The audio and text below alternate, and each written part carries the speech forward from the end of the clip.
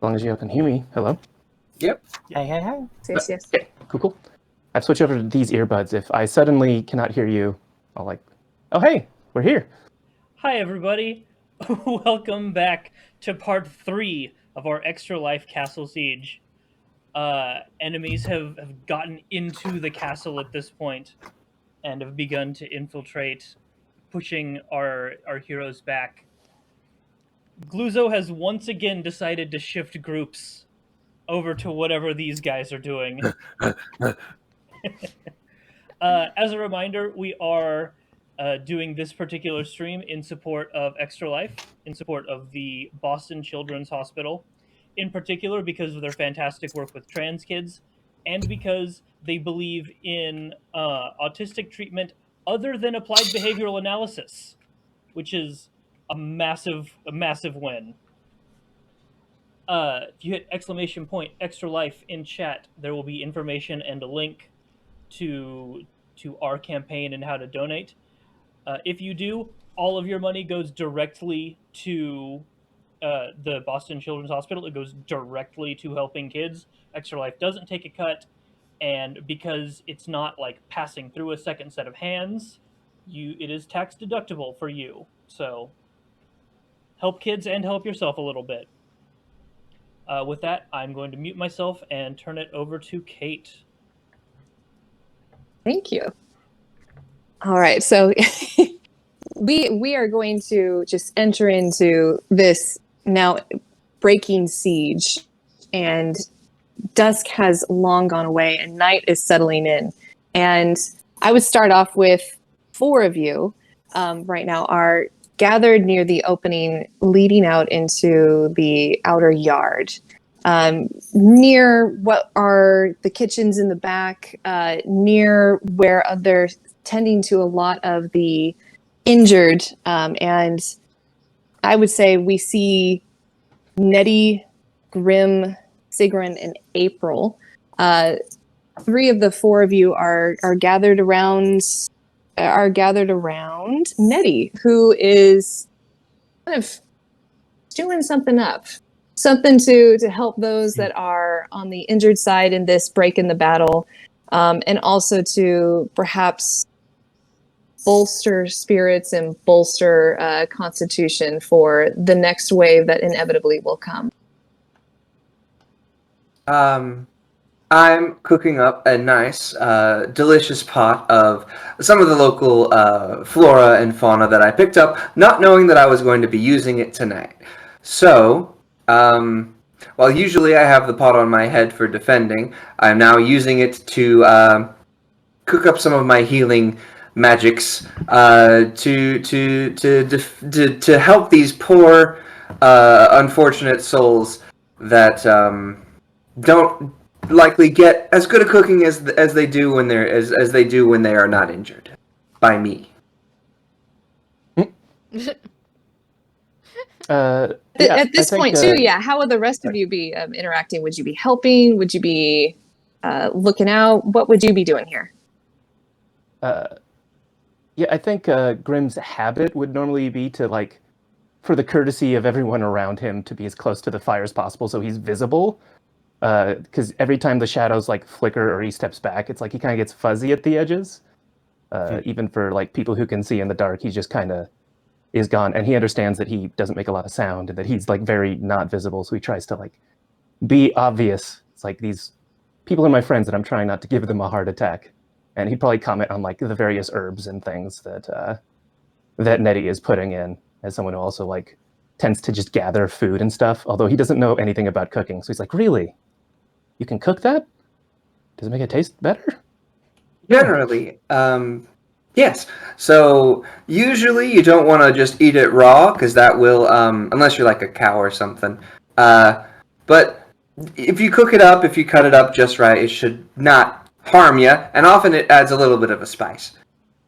Puts down a note in a little notebook, that's edible, actually. Oh. I think April is kind of keeping an ear out just because she's probably not able to see super well with it being night out. Just for any kind of like weird weather that she needs to kind of be aware of, any other weird sounds that might be going on while she's kind of staying engaged with their conversation and occasionally doing like oh, that's neat, awesome, yeah. But she's like mostly like her ears are like up listening for not what's going on there. Sigrún is definitely, as a centaur, she's kind of just like sat down on her haunches.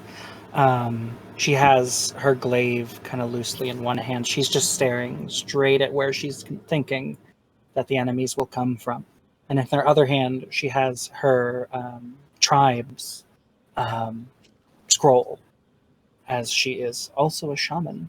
And she's reading over some of the stories of her ancestors to prepare herself for the battle. A little quietly, you can hear her kind of murmuring every once in a while. But at the same time, she's also like glancing back at the food, like, come on, when's it done? Yeah, and the four of you are dotted throughout this room. It seems like some of you are preparing, some of you are just keeping your nerves at bay. And in walks this battered and bruised bugbear. Gluzo, what kind of state are you in? How did the previous session leave you off? Honestly, not terrible. I'm down a few hit points, but other than that, mostly unharmed. Okay. I probably look a little tired because I've just gotten through 2 whole rages of my 4, but a little haggard, but otherwise not too worse for wear. I would say, Gluzo, do you make your way over to this good smelling pot? Do you go to rest? Do you see another barbarian? That's probably what Gluzo smelled the food and was like, all right, well, whatever was going on before, I smell food, I'm hungry. Okay. Yeah, so he ambles on over, and Netti, you're welcome to use this time to ask him about what's going on in the other part of the castle. Use this kind of like calm before a potential storm to prepare yourselves mentally. Have anything that you need prepared. Do what you can with this time. Absolutely. What are one? Sit down. You look tired. You're gonna get a nice bowl of soup here in a second, but it takes time to get ready. So I do want to ask, what are we fighting out there? What are we up against? Okay, so there's a lot of... So this bird guy showed up and summoned... No. Okay. It's been a long day. There was an incubus. There was an incubus and there was a succubus that infiltrated earlier this morning. We took care of them before they could leak intel, but they summoned a bone claw, which is like a big scary skeleton with claws, and that's out there somewhere. We might have to deal with that later. Oh. Okay. There was this bird guy that came in that also leaked intel through a sending stone, and there was an occupying force of just knights and other like kind of city guard level people that some of them got into the 3rd floor and were looking around. I went up there. It was full of traps. It was a mess. They all dipped. They were like, we'll give you some chance to rest, and then we're going to come back and beat you up. Nope. So we have a few minutes, but I... weirdly nice of them. Yeah. Like toying with your food. I got a spam bot in chat. Let me grab that. You should never play with food. No. Food's for eating. I agree. I like your style. Potatoes can make good projectiles, though. Ooh, true. Yeah, they are fun to throw. And tomatoes, too, when they're rotten. Gluzo ponders this for way too long. I'm going to... just out of character, who's likely going to be taking the most damage? Or who's likely going to be targeted the most amongst us? Okay. As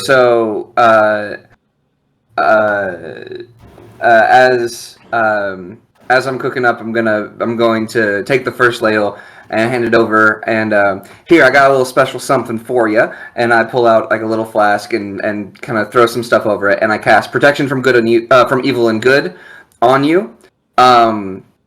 Until the spell ends, one willing creature you touch is protected against certain types of creatures: aberrations, celestials, elementals, fae, fiends, and undead. The protection grants several benefits. Creatures of those types have disadvantage on attack rolls against you. You can't be charmed, frightened, or possessed by them. And if you are already charmed, you have advantage on saving throws. So My one weakness completely abated. So I figured if you're going to be taking damage, it sounded like those were some dang fiends out there. So this should help out.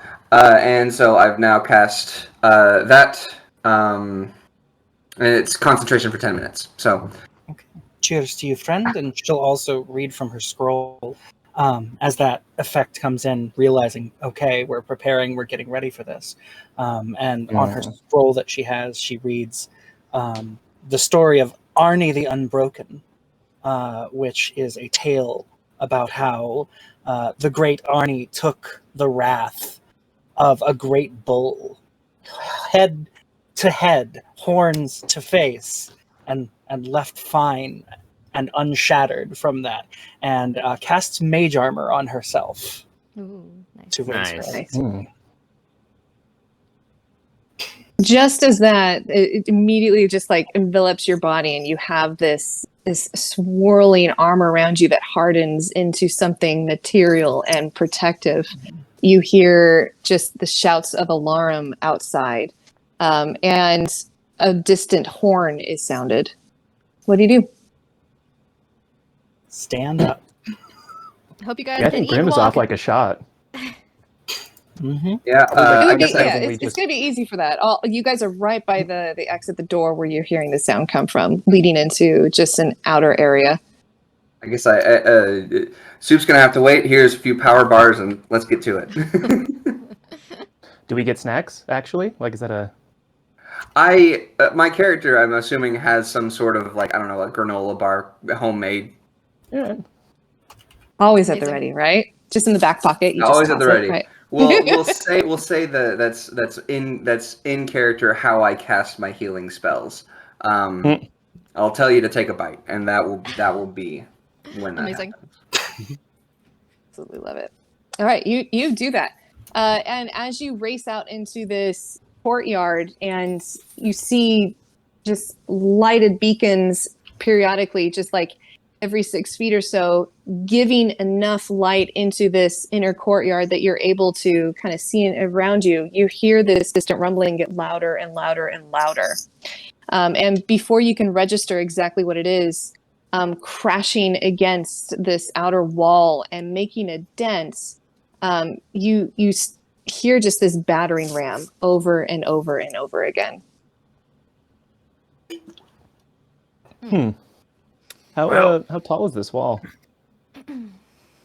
This wall, I'm guessing from the make of it, is about 30 feet high. How far away did you say Yeah, the wall decline. was from us? If you're out in the courtyard at the steps, you are 30 feet away from it as well. Where? Hey, are you guys opposed to there being flames around us right now? Just out of curiosity. Will they hurt me?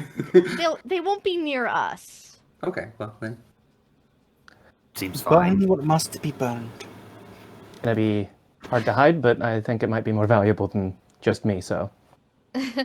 Great. I think if we notice that there's an active attack on our wall, I'm just gonna go ahead and put up a wall of fire, on the other side of the wall where they're hitting, because it doesn't say You I do have to have that. line of sight. It just says you create a wall of fire on a solid surface within range. The solid surface is the wall, and you can make the wall up to 60 feet long, 20 feet high, and 1 foot thick. The wall is opaque and lasts for the duration of my spell, concentration for a minute. And then each creature within its area must make a dexterity saving throw that's on that side of the wall where there's fire. We're fine. On a failed check, a creature takes 5d8 fire damage or half as much damage on a successful save. Yeah, I'm gonna Nice. have to make some checks for me. All right, This so is how? metal concert. Let's just try to stop some of this so we get some more time. All right, so they rolled a 15 for Dex save. That is my spell save. Okay, so Ty goes to the runner. So they're safe. They're going to take half, but you still hear just some shrieks and cries, and you smell a little bit of a singed flesh. But with one last heave, you see the crack widen in the wall, and you notice too just more and more garbling, more and more shouts in languages that you don't understand. But you can see that moments are going to go pass by before another wave will pick up said ramming and continue their work. And then anytime they enter the wall or in their turn within 10 feet, they also will make that same save / Same save. damage. Yeah. Hmm. Yeah, any creature that ends their turn within 10 feet of that wall. Do you need an actual number for damage or? Yeah, go ahead. That might help me determine just how many are able to continue with this battering. Okay, sweet. As they're What I'd like to do... Oh, yeah. sorry, as they're battering in, I'd like to cast aid on what are your characters' names? Sorry, Grimm, Sigrún, and Gluzo. Sorry, I'm zoomed out on the Gluzo. Gluzo. Didn't mean to insult or anything. So y'all three have aid, which is 5 bonus hit points maximum, and plus current. So you each get 5 bonus HP. Nice. Is that temp HP? Temp HP or or is that like? It is considered temp HP and for 8 hours, Oh, nice. and it is not concentration. So it just happens. Are we rounding Nice. down or rounding up for damage? For half damage? With half damage, you tend to round. I round up. Okay. 13. 13. Thanks. 12 and a half. And yeah, well, if I see where this crack is forming, I would love to just like run up and sort of put myself up against the wall and try and like lean through and maybe see what's going on the other side of that. So long Where's as I- the fire? Is the fire on the other side of the wall? The other Yeah. side of the wall, so Okay. on the side that we are, you can stand near the wall and be fine. The fire only damages stuff on that other. It's like a Okay. You'll feel the You heat, pick but which you side won't it'll- get yeah, hurt. Okay, yeah. that's fair. Okay, yeah. Why don't you roll perception? Just don't walk into the Cool. fire. Oh yeah, no, I'm not going through there. That's a 9. Here's what you do see with the 9. You do see kind of just on the other side of the flames is very like shadowy. It's hard to see through the flames, but what you are seeing poking through are just these hordes of shadowy figures uplifting and getting ready to have this huge battering ram. And the edge of it is spiked with this glistening. You can't exactly tell, but it's like glistening as if there's some kind of liquid. But then your eyes are also able to scan up toward a far off hill, and you see a hulking, massive, framed. You can't exactly tell what it is. Like, is it a cell? Is it a silo? It's just something that's gathering up there, and they're wheeling it to the top of the opposite hill, Okay. probably like 60 feet away. While that's going on, I'm also going to cast Dancing Lights and just illuminate the area around where they might be coming in. Okay, so that'll help you guys with perception. Yeah, although I'm then gonna back up and try and find a shadowy like corner, You're like, sort of where the "Whoa, wall it's meets too the much ground. light." It's more like I need a place that they won't see me because I want to get behind them. And so it's like wherever that corner is that's far enough away from the dancing lights, I have a decent amount of movement. So I hope I can use this to There is. do a So sneak. in the opposite, so where you guys exited the castle, the opposite corner, kind of catty corner to it, there is a tower. Okay, so if you're looking at the map like Q16, and so there is a tower there, and so if you kind of go around one of the bends of the tower, there are still shadows that are gathered there that you can retreat to. Yeah. I want to be hidden. I think Okay. similar vein. I don't want to hide myself, but I do want to get a little bit further away from whatever is potentially happening, and so I might just try to find some higher ground from everyone. Okay. There are steps that you can go back up to leading into the keep, or you can try and scale the tower or the castle itself. But anything that's going to be easy to go up onto would be the stairs. Okay, yeah, I'll just start heading up the stairs. I'm not trying to like lose line of sight from my friends, but just try to get a little bit further back from any potential direct action. I'm going to try to stay within 30 feet of everybody, but we'll see with movement. So I'm going to probably be like middle of the pack. Okay, and Sigrún will stand kind of like, if I'm imagining like a courtyard, I guess. Mm-hmm. Dead center, slightly back, though, just to make sure she's close-ish to everyone else, but just dead center, glaive planted in the ground, staring towards the wall that's cracking. Gluzo And I stands was- next to Sigrún, glaive planted also in like an X formation. Amazing. Gosh, I- yes. If the Y'all wall could looking feel all fancy intimidated, up the wall there. would feel intimidated. I was reading over the spell, and it seems like it only has the dexterity saving throw as a trigger on the initial summon of the wall of fire, and then after that, it's just the full fire damage if they stay too close to the wall. Good to know. Okay. So whatever's coming through is going to take damage no matter what. They can't be like, I'm dancing through the flames. Like, how do you do that? So yeah, you do that. And I would say especially for Grimm, since you kind of eyed this, and so you would know what you're hearing matches with what you saw.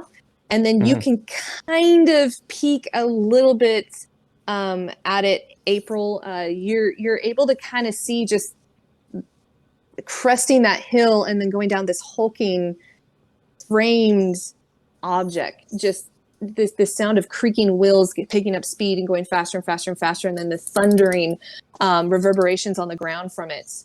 And then it crashes into that final crack, opening it up. And as the flames lick around this box, this box on wheels, that's the best way I could put it. You see the end of it shake and shake and shake, and kind of just dead center to you, Gluzo, and to you, Sigrún. The end of it opens up, and out barrels two hulking figures. You see an owlbear, and you see a yeti. Let's roll initiative, baby! All right. Hey guys, you know that one bard play? I think it's like that one bard play. What? Those are Which one? beast Yield types, right? what? I'm sorry? All right. Let me know what you when guys you're ready. roll. I'm Oh, ready. yeah, I got a 24. Okay. 14. Got Yeah. a 12. 12. Okay. April, what'd you roll? 14. 14. Nettie, what'd you roll? 19. 19. Gluzo, what'd you roll? 16. Look at these great rolls. Solid initiative, guys. You guys take that initiative and you roll with it. All right, so first in the order, we have Grimm. Yeah, but the holes like that they're battering through is not big enough for me to jump through yet. Not yet. It's kind of like been like it's been stuck through with this large vestibule, and out of that vestibule has poured out these two monstrosities. I do. I So are they use- past the fire? Sorry. Or on the other? They are on past the other- fire. Yeah. Okay. Mm-hmm. I don't want to use resources yet, but is there like a place on top of the wall that I think I could, if I could get there, that I could like stand on and see better? I say go for it. Yeah. Let's do an athletics check to get up there. Athletics or Well- acrobatics? Actually, I'm going to use a bonus action to cast Misty Step and teleport 30 feet to that point. Thanks, because you know how high this was. I said it was 30 feet. Exactly. If it's like I don't have an exact like I gotta move a little bit, I'll roll some athletics to like run a bit up the wall or something and then teleport. But Yeah, you do that. You get up on that. So are you wanting to see what you see? Are you wanting to Yeah. get a better aim at something? All right, so you're kind of looking out beyond it on the other side of the wall where the fire is. Mhm. Okay. Yeah, you see beyond there just this gathering, I guess you could say, just collection, this unit of the best thing you can say is like they look like dwarves in just heavy gear. And then behind them, slowly coming down the hill, you see skeletons, zombies, wights, and more skeletons in the shape of minotaurs. A lot of bone boys, you guys. A lot of us. It's funny how we were talking about skeletons earlier. Lots of bones. I'm not sure about the bones. I don't like that. I'm going to try to decide the best way to do this. Can I see what like the battering ram they're using is like? Sure thing. Yeah, roll perception with advantage from where you are. Despite my bad roll at first, I should be very good at this. I rolled 2 nat ones. Oh no! So that's 7 at best. Oh no! Now don't forget the little house rule, right? So roll your d4 to use later on. Get it out of the way. Wait, it's kind of like Yeah. With these 2 nat ones, here's what happens. You have like some of the flames with the dancing lights there, and it's flickering enough where it's throwing you off, and you're unable to exactly get an idea of this battering ram and what is glistening on the front of it. But you can tell that it's only being able to be held by it takes 6 to hold it, and while they're holding it, they're pretty defenseless. All right, so then, I mean, all I really got, I don't really have ranged options, you might be surprised to find. I'm going to draw the dagger and hand axe that I have, and I'm just gonna chuck both of them at whatever the, I don't know, guy on the back right corner of the battering ram of the 6 of them. Roll to hit. All right. If I am not seen, do I get advantage on the first hit? Of course you do. Aha. All right. All right. Well, that one's not going to hit. That is only like a 8. No, it even doesn't. with advantage. But the second one, I am not rolling well today, guys. That one is a 14. Okay. That hits. All right. That 14 hits. So let's do some damage. Yep, that's going to be only a d6, but it's going to be, a d6, but as a Gloomstalker, one of my attacks on the first round gets an extra d8, so. Oh, nice. 8 damage. Tell me about it. Describe it. Where does it hit?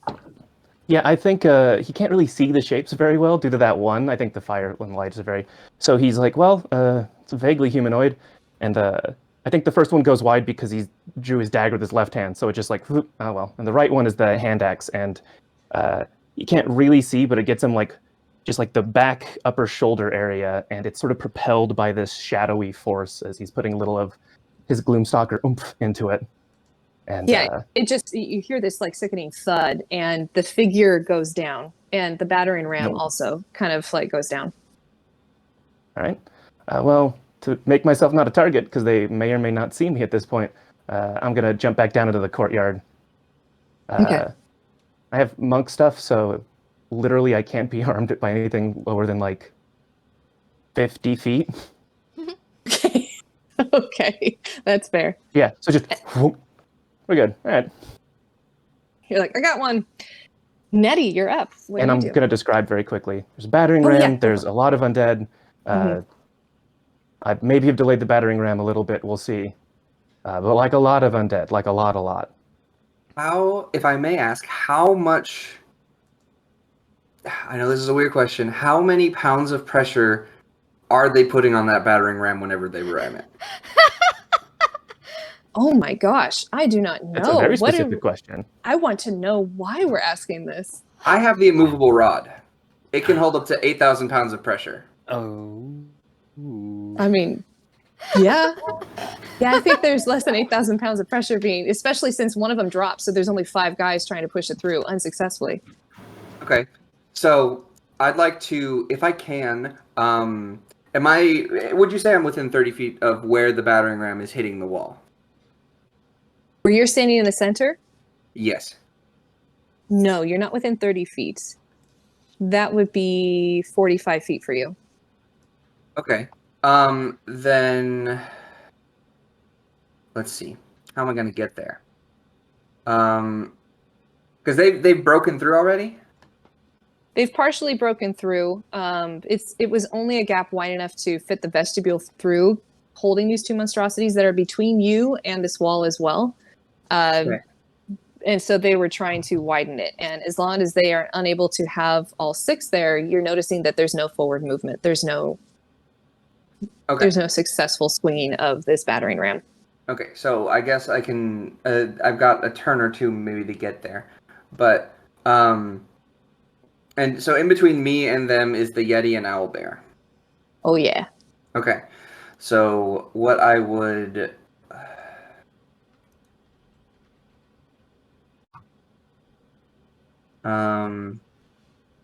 Sorry, I haven't played a level 8 character in a while. So I have a lot more than I usually do whenever. So I'm going to try and, I guess, go around to one side, so I only take, or at least get to this one side of one, so that I'm not taking an opportunity attack, but I'm on the other side, so I'm not like right in between the two of them. I'd like to go around to the side of the Yeti, if I can, because I want to get there, but I don't want to take an attack on this turn. I'll take one next turn.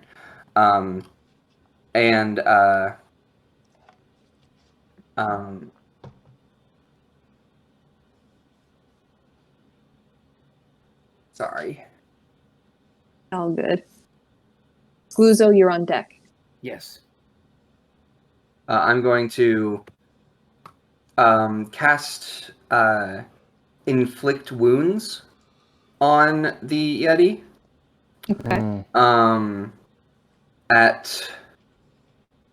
going to upcast it at level 3, my 1 level 3 spell. Which I make a spell attack. So that would be +5 to this roll. 19. Does that hit the Yeti's AC? Mm-hmm. Okay, that's going to be 5d10 damage. 1, 6, 7, 17, 21, 24 points of damage, necrotic damage to the Yeti. Yeah, he like howls in pain as just these gashes appear all over his body.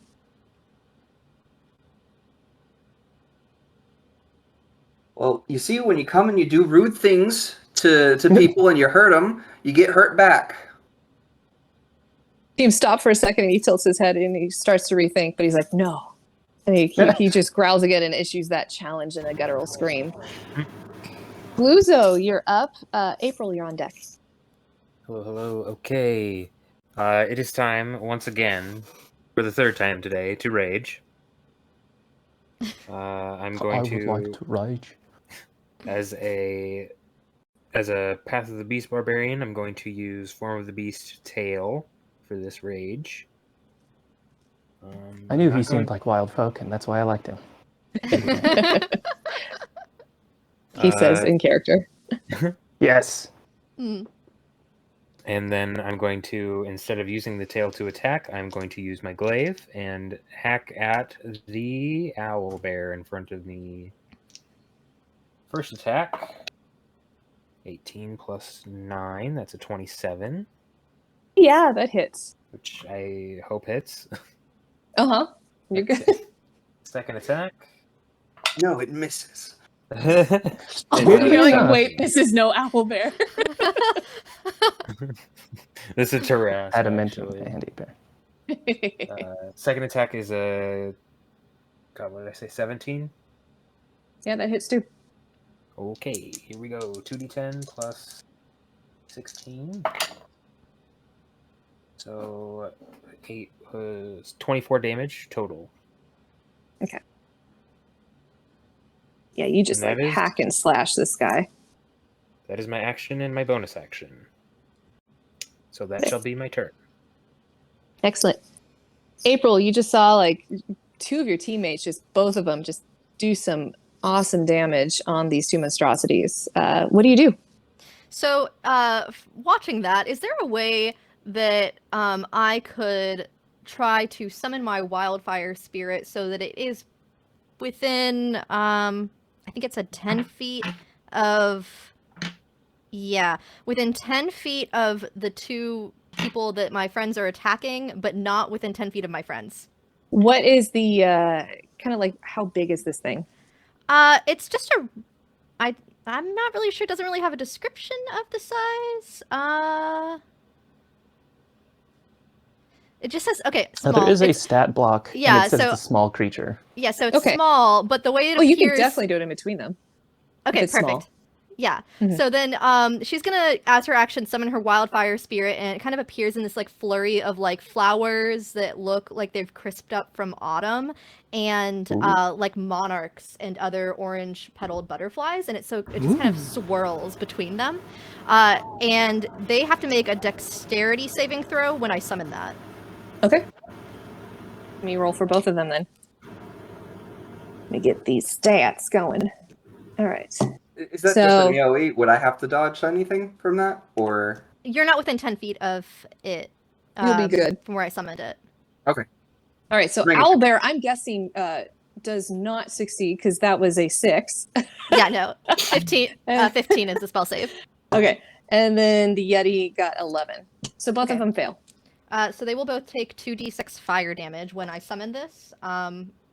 Okay, not great. It's a 6. 6? Yeah, 6 fire damage. Well, there's something really cool about that. You see, the Yeti, I'm so very sorry. Yetis have fear of fire. So as soon as the Yeti takes this fire damage, it doesn't run. It's not going to be one of those, but it's going to start taking disadvantage on attack rolls and ability checks until the end of its next turn.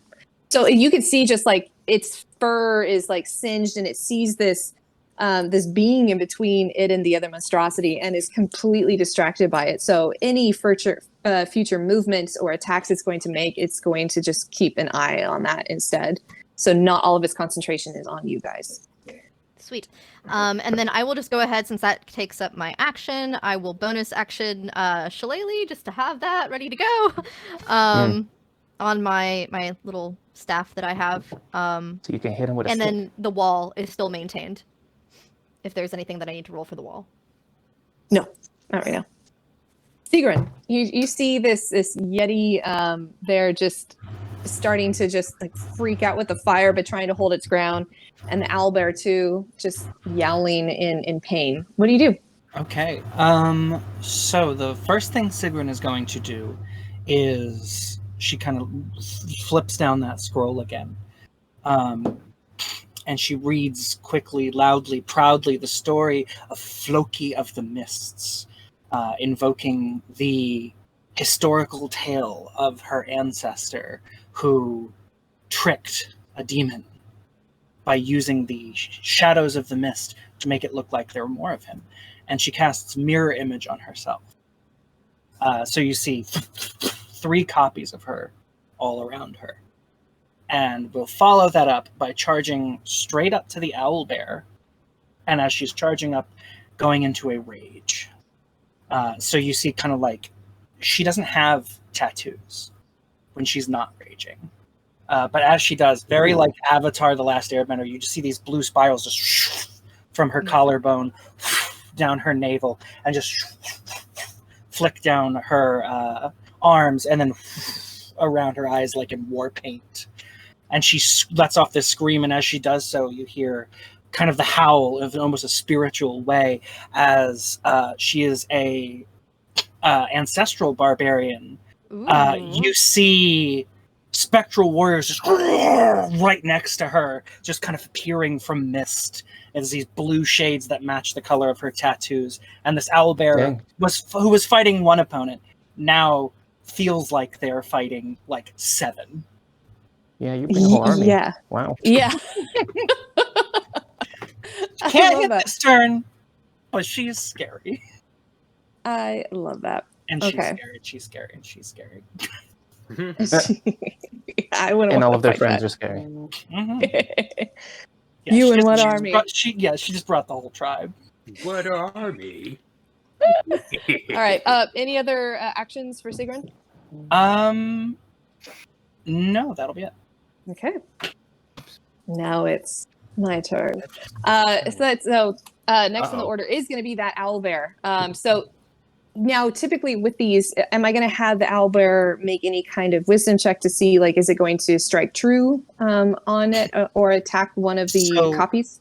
When you attack someone who has mirror image up, each time you target me with an attack, I roll a d20 to determine whether it hits one of the duplicates instead.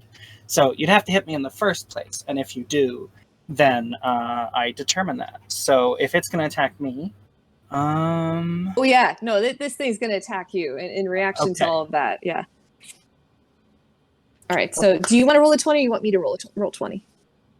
I'll roll the 20. I have 3 duplicates, so I have to roll higher than a 6 for you to hit a duplicate. Okay. And as it turns out, I did not. Oh no. But that's Get it out of So the way it's- now. It's okay. It's okay. It's gonna swing one of its claws down, and it's going to try and attack the true Sigrun. Sure. All right. A 17, does that hit? 17 does hit. Okay. Let's do some damage, baby. All right. Plus 70 attack. Okay. And that's going to be 14 damage. 14 I see. damage. But this is slashing damage. You are in a rage, so take half of Yeah. that. Reduced to 7. So Yeah, reduced to 7. So you can And it has that assume you're multi-attack. fine, otherwise I would try and stop it. It's going to take a multi-attack, and with that beak, it's actually going to go for Gluzo. Are you nearby? Am I remembering? I that? am. Okay, great. It's going to come at you, Gluzo. It's just pissed at the barbarians. Like, how dare you? That is How pretty dare you, rude. barbarian, They're near me? taking to How dare allow. you rage near me? Yeah. 20 versus AC. I'm going to use my reaction with Great. my form of the beast tail to increase my AC by a D8. Ooh. My AC is currently Is 17, so I pretty need good. a 4 or higher. I got a 5, so that makes my AC 22. Okay, yeah. You see just like this clacking beak come at you, and just almost as if like your skin, whatever you have on the outside of you, just hardens, and you're able to just like step back, and the force of it pushes that beak just away, and it glances off of you, taking no damage. All right. The next up is our lovely Yeti, and this Yeti is going to go for Grimm. Are you Are you within? I think I'm still in that corner. Yeah, you're in that corner. That's where I thought you were. I'm Yeah, right I up dropped next down, to and it. he would know that I'm there, so it's not an unfair target. I just probably wouldn't be very clearly visible. Yeah, because he relies largely on smell, interestingly enough, about Yetis. Oh, well then, yeah, he might in fact know where I am. Okay, so he does know where you are. I'm going to have the Yeti go for Netti, because I want to say that. Yeti goes for Netti. That's a fun Bring it sentence. on. Bring it up. Yeti Netty, 20 if you will. versus AC. Yeah, no, I'm not that high level yet. You go and do it. I would like to do something.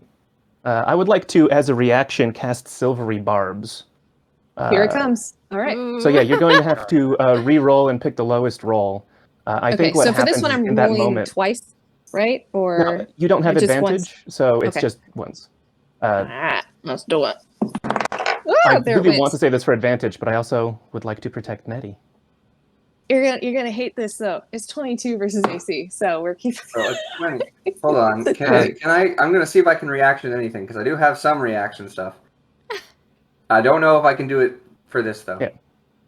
I do think just for flavor while they're looking is it's like the Yeti can't see Grimm, but just from out of the corner, this like projection of unsettlingly large yellow eyes and this whisper of "You're going to miss," that does like unsettle him and give him disadvantage effectively, but still hits. Yeah, and you see him too, like in reaction, like sniff the air and is like wildly looking in your direction, wondering like where the hell this came from.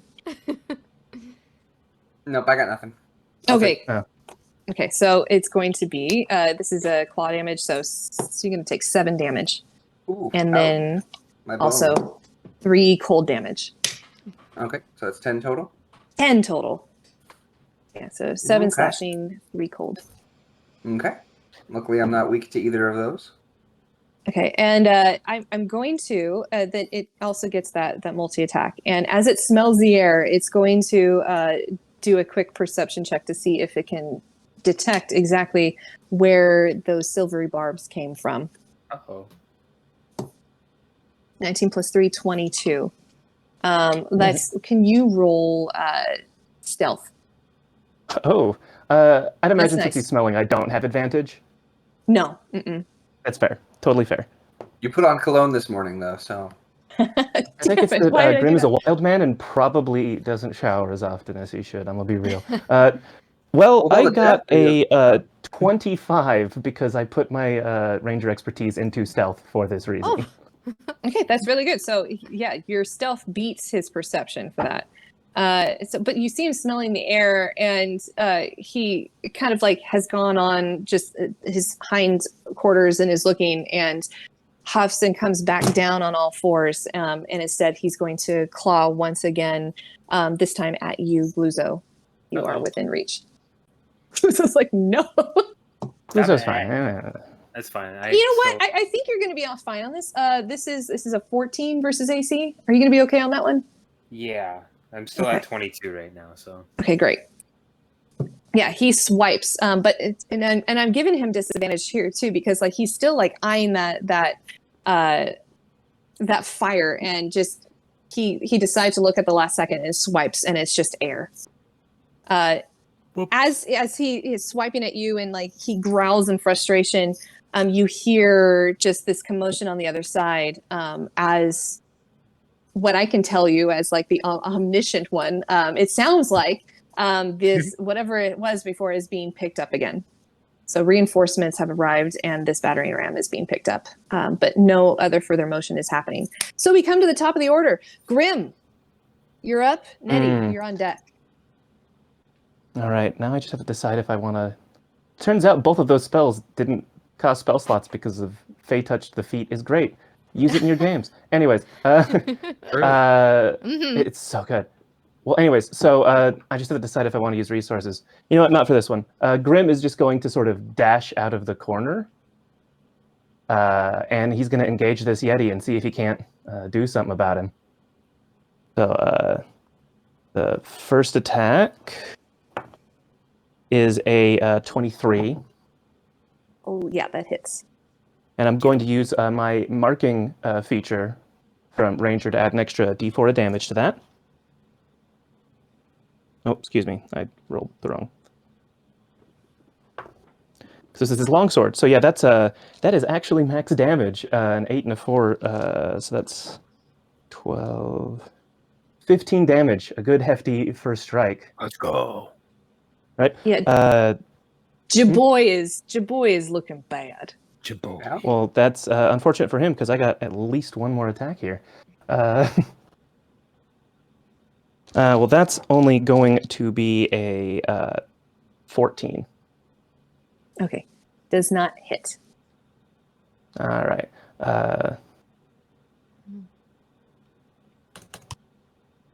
Unless you want to. Actually, have yeah, that I am D4. going to do a thing. Okay. Oh, that's true. I'm gonna roll that d4. Let's. Hey, that's a 4. Okay. These stats are hard Yeah, to it read. hits. So that's 18. Oh, perfect. This was just going to be a regular d8 of longsword damage, so 10. Tell me what it looks like. Yeah, so Grimm is very much like this ambush predator of a human being, or of a shifter. So it's like just out of nowhere, a full-on leap. Longsword gets drawn mid-leap, and it's just a deft strike downward, and then a sort of reverse strike upward. And like Yeti's very big. He doesn't like slice through him in this diagonal, but definitely this thing slumps over, not quite the shape it should be, as he kind of got partway through it by the time it goes down. Excellent. The Yeti is down. Owlbear remains. Nettie, you see... is that the closeout, or is there more? Well, yeah, I just don't have a... I don't want to... bonus action yet. Yeah. Okay. Yeah, I'm gonna... he's kind of gonna back up again into... Like, where's the closest shadow? I don't know exactly how much movement I just used, but I got 40 feet of it, so... Yeah, you got a lot in there. To go back into that shadow, that's Or the if there's another closest one area of that's- shadow that you have, or you can also go in the bend of the stairs, would be a closer point. So the stairs kind of... shadow. Yeah, that's true. You can find but where April is right now on those stairs with that vantage point, the stairs curve around, and as they curve around, it forms another shadow in that circle. Yeah, then he's gonna move to there and bonus action hide so that people don't know where he is. Okay. I'd say perhaps like out of all your compatriots, April is the only one who really like has any idea of like where you are. I just give Yeah. a small little like what's up, like hand, like hoof, what's up, but I don't like do it like so that anyone else can see. So it's very much like before he like exits the shadow, he'd be like, "Hey," and then just invisible.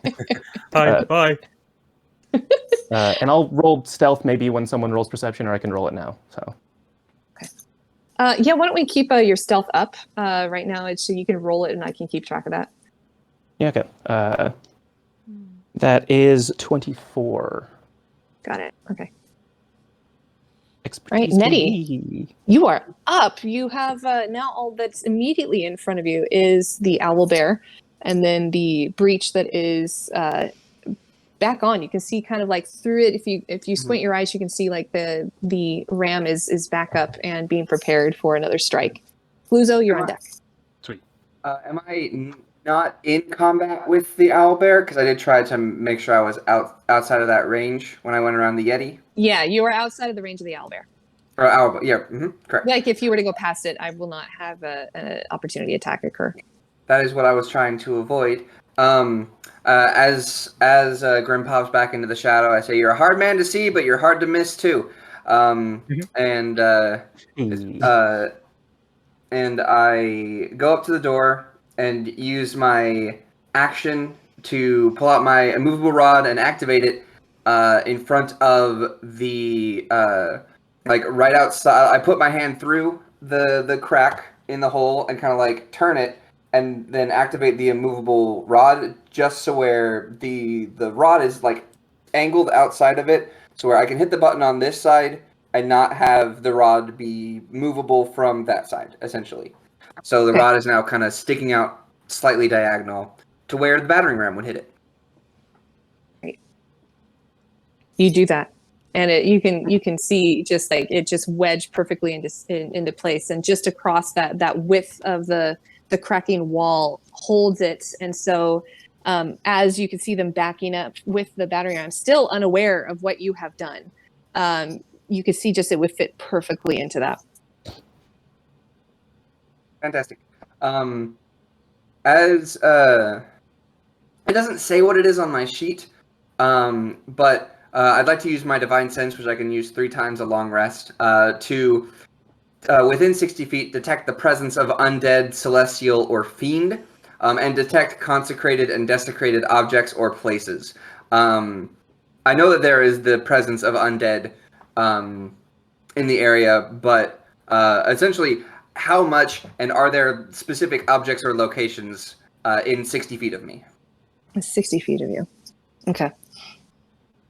In 60 feet of you, I would say that you would want like numbers, right? Like how many? A rough estimate. Yeah. You can sense just on the periphery of that's like just inside that 60, on the other side of the wall, you can sense specifically 2 of each: skeletons, zombies, wights, minotaur skeletons. I'm going to give you like what they are too through this, because they are just right there within range, and there's so many of them with this. So you can tell like what they are and how many of each of them there are. Gluzo, what do you do? Oh, by the way, Netti, do you tell them this, or do you kind of keep this? Yeah, Close to I suppose so it's 2 Minotaur skeletons, 2 skeletons, 2 whites, and what was the last one? zombies. Zombies. Okay, I say there's a pair of I guess I probably say it in like server speak, like 2 minnow, 2 white, 2 zom, 2 skelly, and like I pass a note back. Gluzo just says, heard.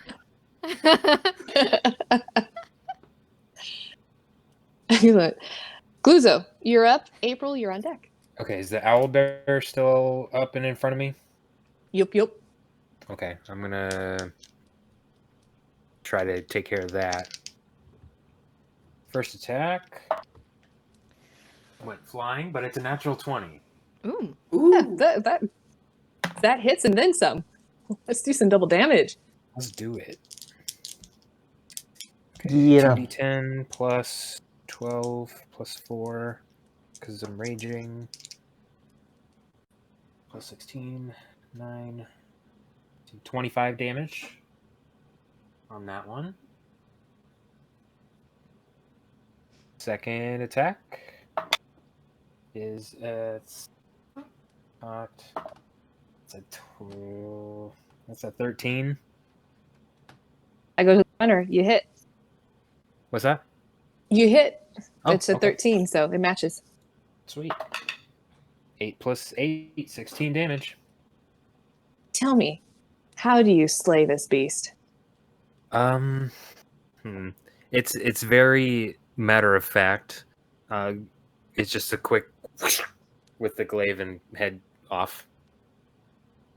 Head is off, and it just no muss, just no fuss. You know. lops down very cleanly, and boop, boop, boop. Also, with that rolling of a nat 20, you are able to give inspiration to one of your fellow players. Oh, nice. I'll give inspiration to Netti. Ooh, thank you. Netti, you see this just like this clean act of carnage. You're like, oh, that's just like a clean butcher. Like if somebody were to like be just severing a steak for Nice. maybe a pot roast or something like that, you'd be like, that's it. I feel inspired. I know what I need to do. All right, so The man knows his way around the knife. I gotta believe. And then I'm gonna take my movement. I have a class feature that gives me a climbing speed equal to my regular movement speed. Mm-hmm. So I'm gonna climb up to the top of the wall. Great. And prepare for my next turn. Okay. That's it. As in, like, are you preparing an action, or are you just No, like, is I'm there just- something specific? Okay. I'm gonna do something on my next turn. I don't want to just jump down there and then have them all attack me. Not right do away anything. Yeah. Without You being just able get to do anything about swarmed. it. Yeah, that's a good idea. All right, you do that. April, you are up. Sigrún, you are on deck. I have a lot of fun questions for you, Kate. First one, what would you consider hearing range? Of like, What would I consider hearing range? Well, that depends on like what Yes. you're listening for. no, like if I were like shouting a command or saying something to my wildfire spirit, like how far could I be from this wildfire spirit to yell at it, basically? Give you full reign of this courtyard. If you're in the courtyard, it can hear you. Perfect. Okay. Second question, from where I'm at on the stairs, can I see over the wall or do I need to go higher? You need to go higher to see completely over the wall. You can see like further away. Like you see that there's a hill cresting and there's a mustering, but you cannot see what's directly over the wall. Okay. How much further up do I need to get? Does it seem like I would be able to kind of gauge that by like checking the wall and then looking up the stairs? I mean, I don't need to have you roll anything for that. You would need to go to the very top of the stairs. You would need to like go to the crest of basically back to the entrance of where you guys ran from. Okay. Would that still be considered the courtyard hearing shouting range? Yes. Okay. I do As long that. as you're at the door. Okay, perfect. So I will move up that way. I don't go inside. I stay at the door.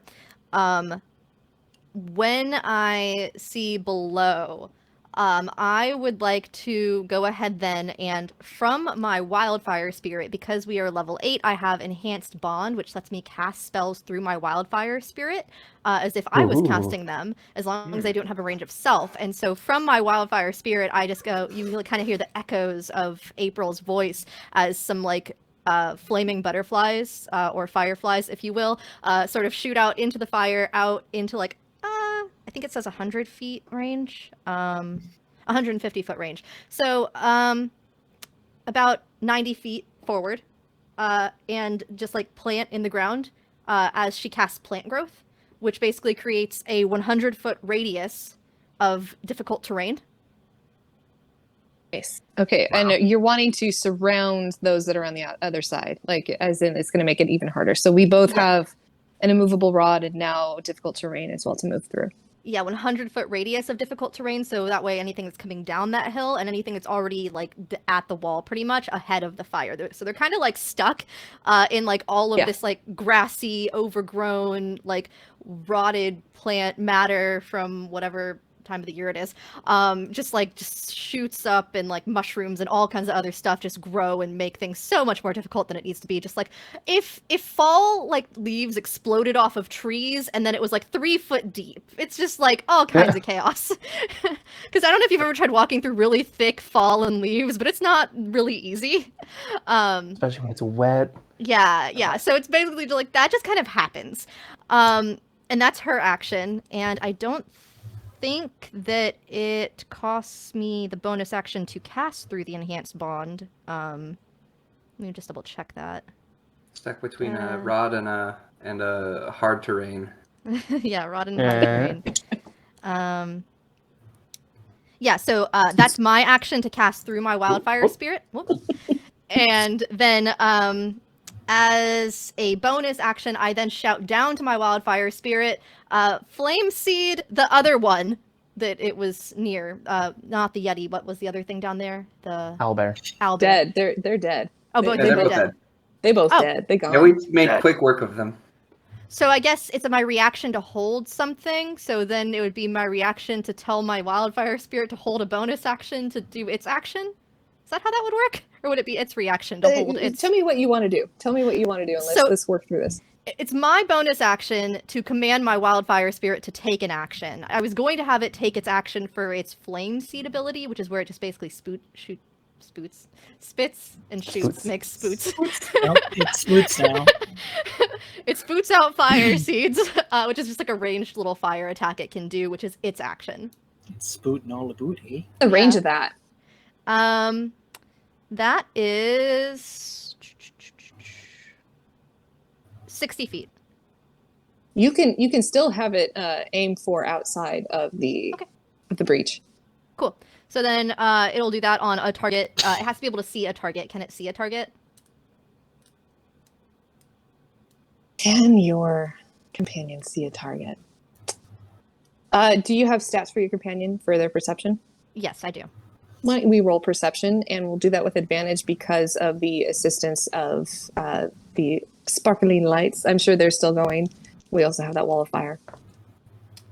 That's not great. It's only an 11. Is that with advantage? The other one was a 4. Yeah, all great. it's going to all that your companion is going to see is just the bulkhead of this, especially like where I'm sure it's floating and it's small. Just the bulkhead of this thing they're trying to break through. This ramrod. Really, that's all they're seeing, and perhaps they're still seeing shadowy versions of other figures that are holding it. So it can still see there's 3 figures on each side. Okay. If I have it roll at disadvantage, could I have it try to aim at one of the shadows of the figures? Definitely. Okay, so I'll just yell that down at it, like, shoot at the shadow!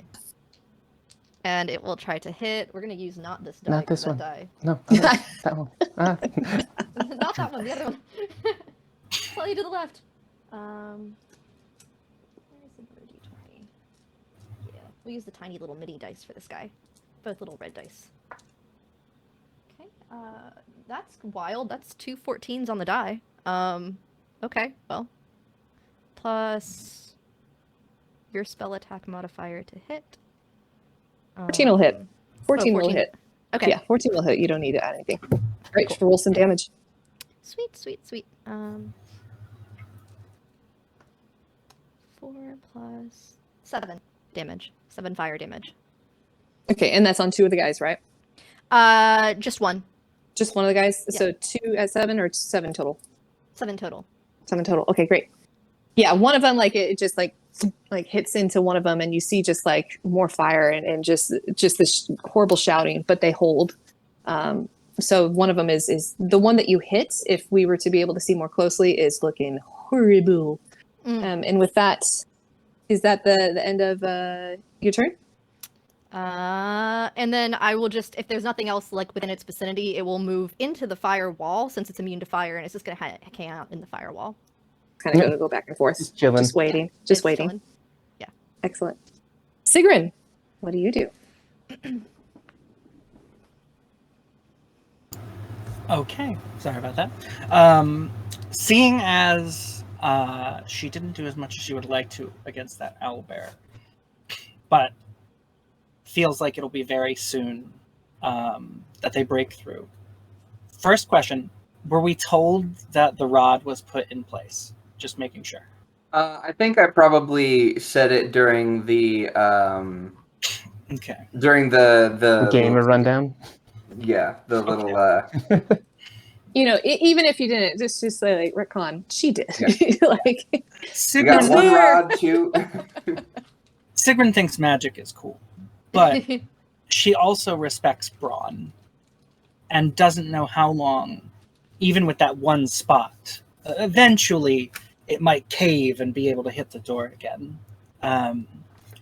So she is going to reach down at her belt and take this little swirling potion. Pop it, drink it, and yep, as she does so, you see the already like multiple copied glowing barbarian just Stacking all the buffs, get 100%. No, like every all the buffs. And she drinks the potion of growth, which gives her the enlarge spell. I believe for an hour. On the edge of the stairs on the tower, April's just like leaning over, like, my friends are so cool. Oh, I'm sorry. It's 1d4 hours. No concentration required.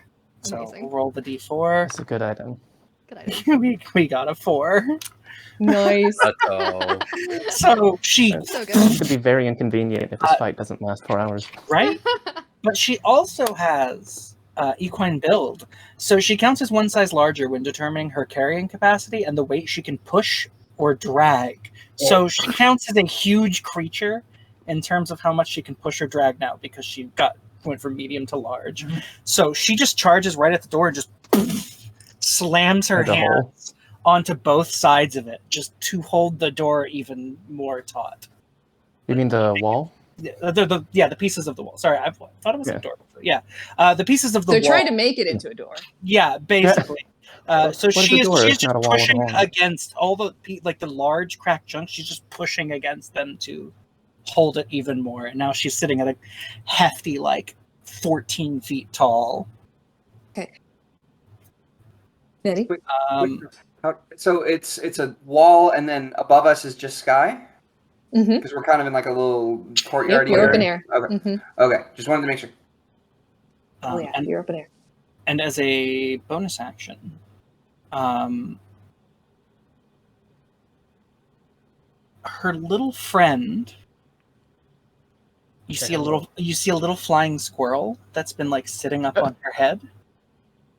And it skitters down and it's going to make a beeline for Netti and plop onto Netti's shoulder. Has Netti seen this squirrel before? Probably, yeah. Okay. It hangs around Sigrún a lot. And, well, Netti's a paladin, so Netti would know that this isn't a squirrel. This is a fey creature. and it's Sigrun's familiar, Ooh. which is now perched on Netti's shoulder. We all got to know. Does it have a name? Yeah, I love the squirrel friend. Iki. Iki. Iki. Aw. Iki. Iki, the flying squirrel. I love this. Fantastic.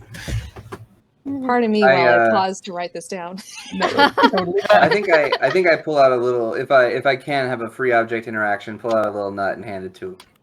Oh yeah, you do that. Immediately takes it. 100%. I keep a pouch just for you, bud. Sigrun, as you're bracing this part of the wall and trying to reinforce any crumbling structure that might be happening, even with like that added force of the immovable rod, you see just this sight that just kind of like, for many people, I highly doubt for you, but for many of those unused to such sights, would make them just shake in their little boots.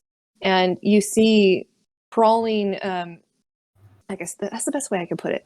The two skeletons that were like the closest are going to try and broach, and they're crawling through in such like a broken way that parts of their, I guess, but something seems off, because parts of themselves like are able to like disjoint from one another and kind of go through and rejoin as they get to you. Ooh, one of those like, no, Now, since it's kind of going to be taking some fire damage, let me resolve that first. Okay. So that would be 13 fire damage, right? That was the rolled half. So it was rolled half, so 26. 25. 25, yeah. All right, so let me do that. Okay, so yeah. And you see they're singeing, but just unfeeling, they keep moving towards you. And the first one is going to make it to you, Sigrun, and it's going to attack you. Sure. Like, welcome. Yeah, sure, whatever. You're whatever. like, you're the welcome. Skeleton, all right. I'm not concerned. I don't want my rage to go yet. Hit me. I know, right? You're like, of course, I'm a shield. I'm a human shield. Or I'm a centaur shield. 17 plus 4, 21 to hit. Okay. Unfortunately, I don't have a choice in the matter. The mirror image was an 18, so one of the mirror images go. Okay. So it attacks, the one of the three of you immediately goes down. And the second one is also going to attack you as well. So we'll see which one it attacks. It hits me. That was a nat 20, my friend. Ooh. Yay! I have That's fine. also a random question. When it goes past the fire, does it go past my wildfire spirit in the wall? The randomization, let's roll. All right. So I'm going to roll a d20. If it is above a 10, I'll say it doesn't go anywhere near your spirit. But if it's 10 or below, it'll be in range of your spirit. Okay. That was a 19. So this one, that's the first one. Okay. Let's go for the second one. That was an 11. Okay. So both of them are not near your spirit. So let's just say it's not within striking distance of that. All right.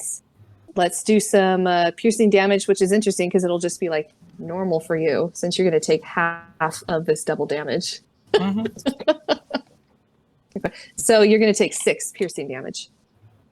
It just like stabs her in the hoof, and she just kind of like looks down at it. Ow! Like, Just hey, sniffs. Like, It's oh like getting god. a splinter in your foot. Gluzo, from your point on the wall, you see kind of closer to you trying to make its way over, make their way over. 2 of the whites are going to try and like scale where you are. And I'm also going to see once more, they're going to be taking damage here. And they're also going to be, I'm going to roll to see if it goes near your fire spirit. So the first one does, and the second one. So both of them are going to go near the fire spirit as well. They rolled. Are they engaged? Like, the reason I was asking was I ended up not having to use my reaction last turn. Since I can cast a spell and I have Warcaster, could I take an opportunity attack on one of them? Yes, you can. Okay. So both of them are going to pass like within range of an opportunity attack. So and they're just bypassing the spirit. They're not going to attack it. So that definitely would be an opportunity attack. Okay, sweet. I think I can use Frostbite as a ranged cantrip, so I can try that. Okay. So one of the targets needs to make a Constitution saving throw. Got it. 21. That passes, so it's fine. Okay. All right. So I was yeah, curious because when you put this spell down, what does that look like when you cast Frostbite as a wildfire druid? Yeah. So, yeah, it looks kind of like when soot meets like I don't know if you've ever seen like a fire in the winter time, but like it's like when soot melds with snow. So it's just like that's kind of like how it appears through the fire, and so you guys just see like random pieces of soot falling out of the wall. Yeah, oh yeah, that's pretty cool though. Yeah. So one of them is going to start climbing Gluzo near you, and the other one is doing a bit of cover. So it's going to aim at you, Gluzo, with its longbow. Oh, my good and evil is still active. Would that have given disadvantage to that skeleton? I'm sorry, I forgot. Yeah, that would have. I would have. Let's resolve that right after I do this. So I'm that's sorry. good. Yeah, no. Just Wrote thought it down and forgot. How many times do I do that on a regular basis? So that is 19 plus 4, 23 to hit for the ranged weapon attack. I'm gonna do my reaction tail thing again. Do it. So what did you say it was to hit? Tail. 23. 23. I have to get a 6 or higher, so this might be rough. A 2. Okay. I tried. You can't use would be that tail score forward, but 13 on us. Good. Yeah, You that's tell a me. D20 roll, not a D8 roll, I believe. Listen, sometimes you get a 13 on a D8, and that's just how it works. All right, so you're taking half damage still because you're in a rage, so you're going to take 6 Yes. piercing damage. Ouch. Oh no, I'm below 100 hit points for the first time today. Oh wow. Well, hopefully there's no wizards with power to kill or nothing, huh? Good lord, you guys and your power builds. Level 8, am I right? Look at this. All right, and then That's where builds get interesting. I know, right? I don't often get to do this, like ever. Oh, I had 10 And hit points, so I'm actually still above 100. Okay. Good. All right, so this is what we see when we come back to the top of our order. Grimm, you are up. Nettie, you're on deck. The Yeah, evil and good thing. Oh, I have to resolve. I have to resolve the thing. So, So do I that might at get. this minute. So I'll return my 6 health. All right, so 15 and then 22. Okay, well it's disadvantage, so the 15 would still hit, Okay, but it's not doubled. critted, so. that's nice. So you can add some more. I forget how much I critted you more. You hit me It's for totally down to 6. 3. Even after Okay. it all, it was 6. Yeah. Alright. So 3 instead of 6. Mm-hmm. Okay. So yeah, I assume from where I am, I can run to where these skeletons are, right? Yeah, you can definitely run to where they are. Then I have a question. I, Tait Washburn, know that skeletons are vulnerable to bludgeoning damage, but would Grimm, the Shadow Ranger, know that? Roll history. Oh ho, I will do that. I am. How many skeletons great you at that. fighting? Yeah, that's what I don't know. He's lived in the woods most of his life. How many skeletons? Gosh, nat those 20.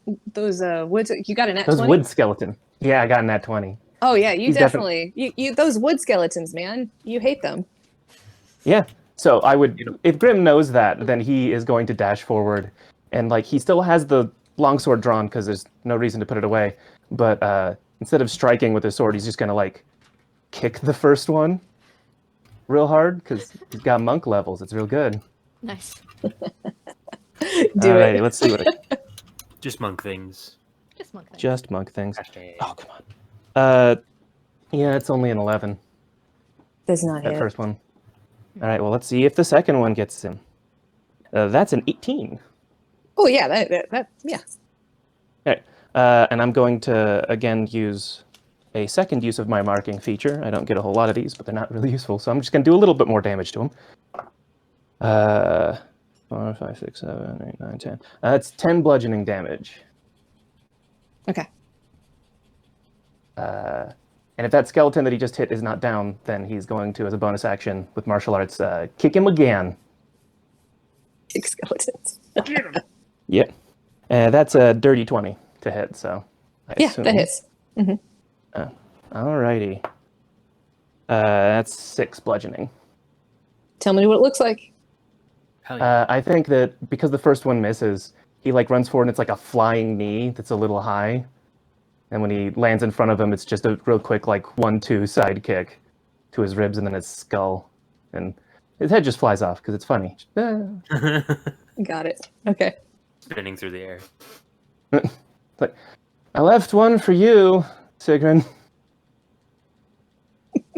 Still holding the wall. All right.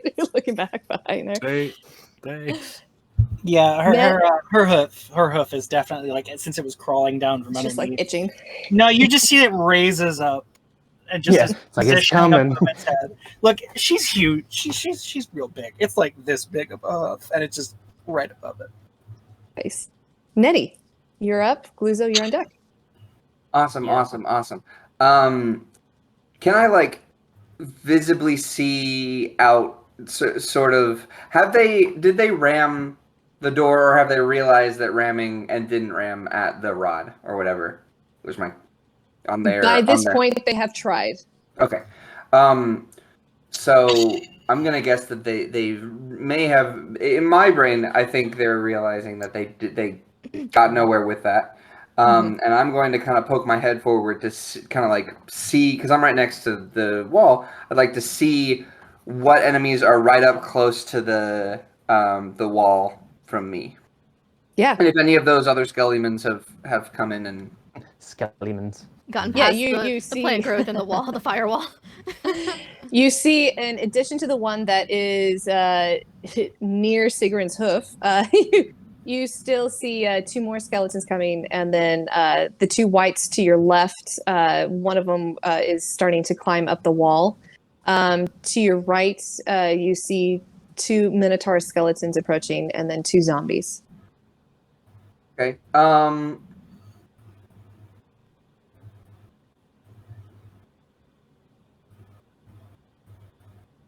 Okay. So I'm gonna save that for next turn then.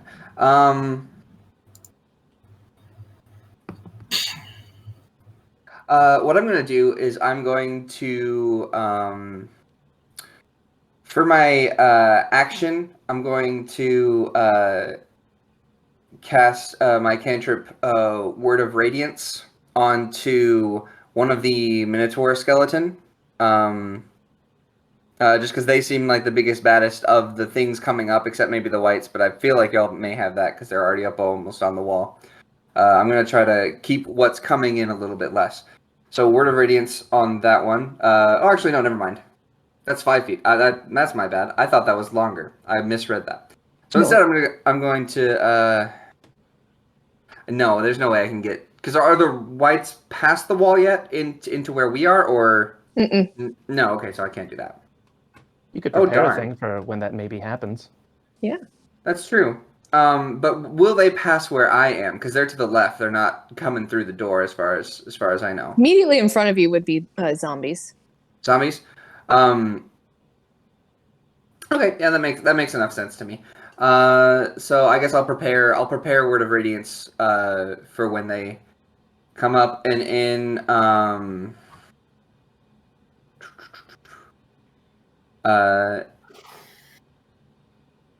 I'm going to cast Sanctuary on Grimm, which is a bonus action. It's not concentration. Until the spell ends, which is 1 minute, any creature who is targets the warded creature with an attack or harmful spell must first make a Wisdom saving throw. On a failed save, the creature must choose a new target or lose the attack or spell. Ooh. It doesn't protect against area of effect.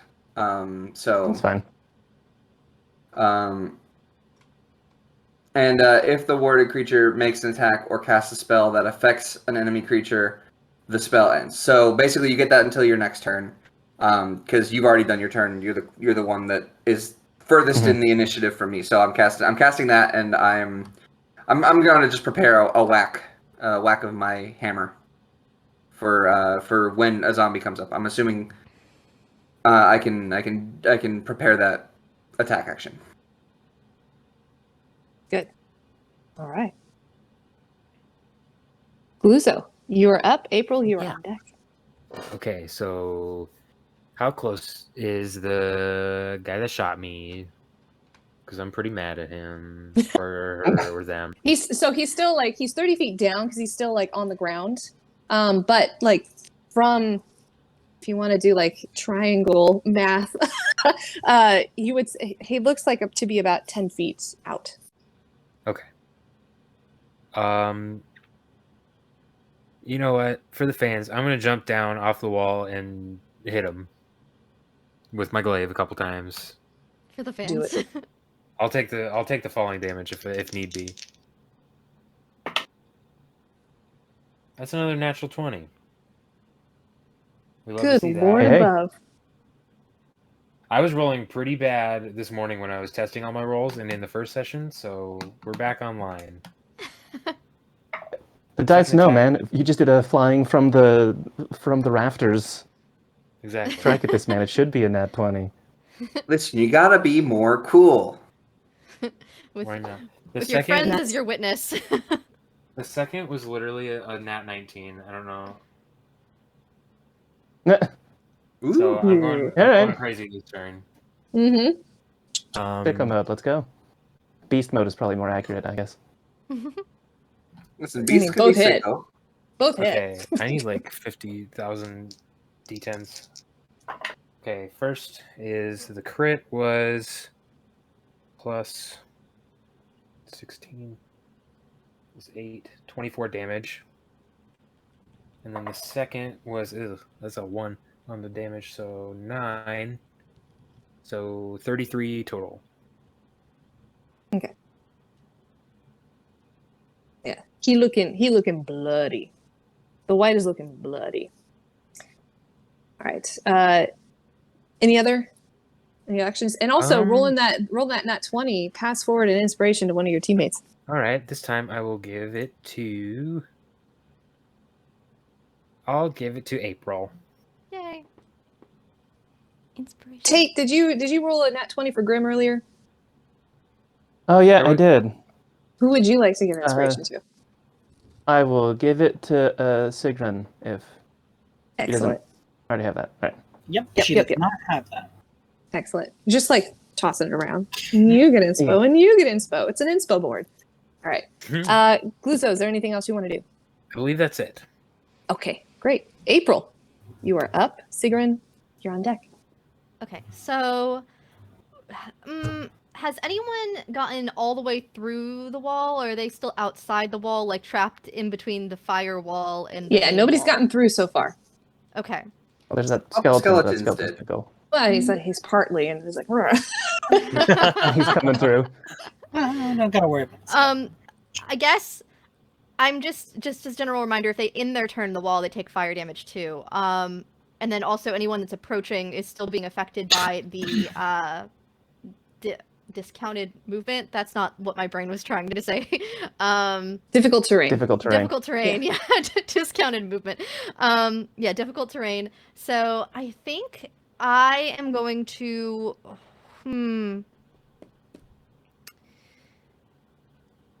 I think she's just gonna kind of like hang tight for a minute. I don't know that she's really preparing anything herself right now. She's just probably just gonna maintain concentration. Yeah. As you're looking over this scene too, April, and you're kind of like looking around, it's like, man, they've got so much covered. Nobody's in here. I've got my wall. Over your shoulder, coming from within, you hear a cry for help. I would also say, oh no, you're the only one that would be within earshot of this. So yeah, you're the only one who would hear this, April. Just a random cry for help? Does... But I'd have to go inside for that? If you peek in, you don't see it. It's like down the hall. Oh. Okay. I think she's gonna be like, someone's calling for help! Should I go see what it is? Fair. Now, still on this side of it would be Grimm, Netti, and Sigrún. All three of you would be like kind of within, and you would hear her easily yell this. Gluzo would not. Okay. She's just, I guess, trying to figure out if she thinks it's a good idea to go, like, check this out or not. I mean, if you say that, and if I'm allowed, just very quickly, Grimm would be like, I got it, and that's what he's going to do on his turn, is go see what's up with that. It's a free action. Okay, yeah, so she shouts that down, that happens. For her turn, she's not casting anything, she's just maintaining concentration. If her fire spirit is still, like, involved in anything, she will, and if she's able to peek down and see that there's anything within distance of her fire spirit, she's gonna have it do an attack, though. There are lots of things within distance of your fire spirit. Okay, yeah, so she's going to say within whatever it is closest to, but within 60 feet of, and not getting disadvantage for a ranged attack of, have shooting the fire sploots at it. Yeah, the closest Spoots. things would be the 2 whites Okay. to wherever your fire spirit would be on that roll. Okay, yeah, she'll have it attack one of the whites then. She'll just be like, but you can hit one of the whites! That is, what is that modifier? I think it's a +4. Yeah. So 15 to hit. That hits. Okay. I think it's a good problem not to have much to do in combat, huh? Oh You yeah, guys are doing a good job. I know. Look how good you guys are at this. And it will take 8 fire damage. Tell me what that looks like. Literally just like Hey. some of the flower petals just kind of like shoot off from it and just kind of like land in a little like burning flower crown on top of it. It's just like a God rest you right here. God's rest you. All right. Yes. You see just this Gluzo like right in front of you, this guy that you had just like bloodied, you see just like immolated and just crumble down. There is still one white who is attempting to scale the wall behind you, Gluzo, as well. Nice. All right. Anything else for April? I think that is my turn. Okay, great. Sigrún, you're up. Okay. Sigrun, while still hands on the wall, the skeleton kind of coming from underneath, she just raises her hoof up and she'll make 2 reckless attacks to stomp it into the dust. Yes. The first one is a 26. Yeah. The second one is a 20. Yeah. Both of them. All right. Oh, look, a bug. Mhm. So she's going to deal, let's see, it's 6 plus 4, 10, 12, 21 points of bludgeoning damage as she just crushes it into the Wow. dust. You Nice. do that. And yeah, you describe that really well. Just like you just slam down your huge hoof, like bigger than the size of its skull, and just like grind it down until you just see bone dust. Yeah. Like underneath. The first kick, you all hear this like, as it just pops. And then the second one, be careful with some of those bones. The marrow could still be good. I left, Like, I I have left bone the broth. arms for you. We do not want cursed undead marrow. You don't know. I've got the recipes, sir. All Some right. interesting spell components. I have a whole cookbook I'm creating right now for undead. I don't know if I'm Yeah. going to So read you that. just fought the undead horde. As a bonus action, I'm going to have my wonderful, lovely, good little friend Iki start going to investigate the disturbance as well. So this flying squirrel, Just April, you see this jumps flying off. squirrel just like, yeah. jump from How far does Netti's it shoulder, move? like It has glide, so it gets at 2 feet per every 1 feet it's up. How tall is Nettie? I am probably 4'2". 4 foot. Okay, well, it gets like 8 feet off of that. Just boop, and then just start scurrying as fast as I love that. All right, we're gonna have now the guys on the outside. So some of our enemy forces take their turn now. So this white is going to use its full movement to climb up the wall, and it's going to make it up there. And then as a bonus action, it's going to. Well, I'm going to actually have it like use its full movement. So it's going to go up the wall and then use its athletic action to see if he could like just jump down. Yeah, baby. 18. Yeah, he does it. And so you have one of the whites that's now inside of just this open area where you guys are. So definitely he's in there now with you, Grimm, Netti, and Sigrún, and then April. You can see it from the doorway. Next are going to be the Minotaur skeletons.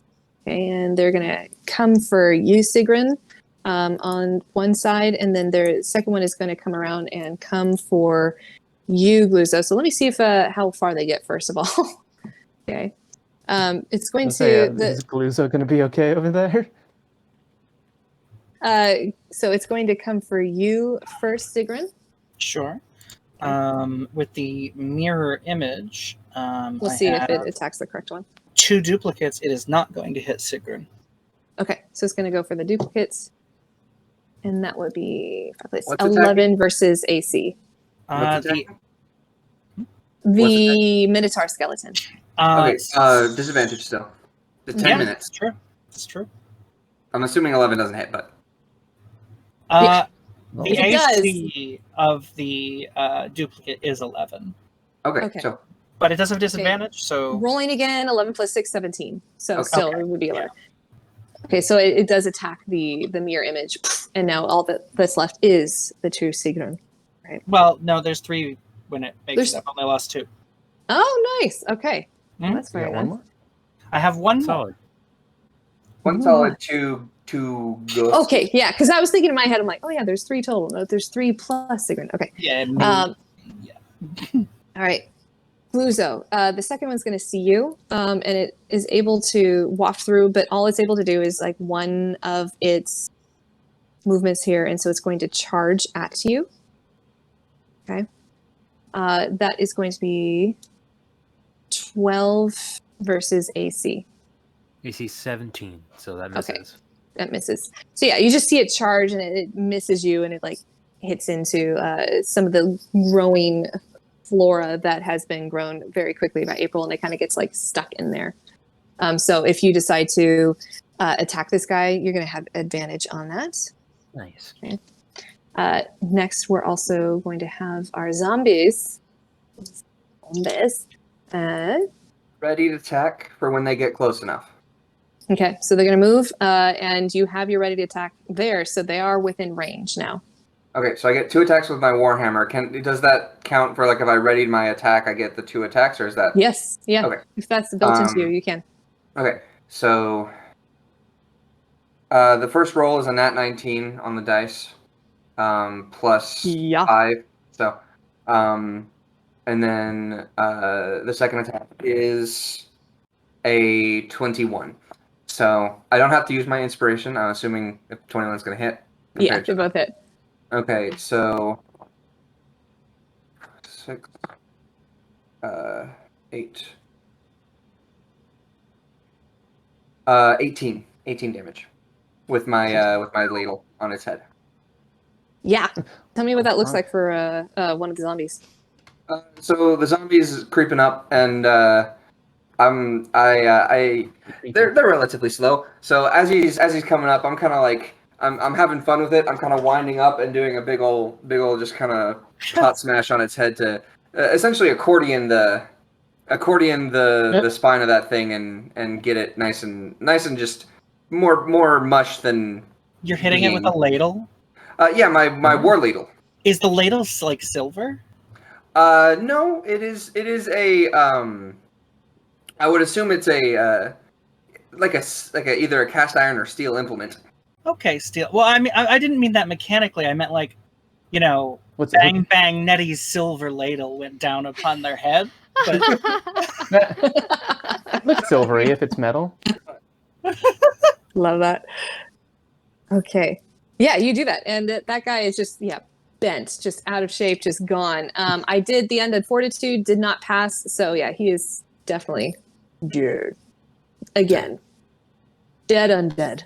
Dead. All right. Gluzo. Re-dead.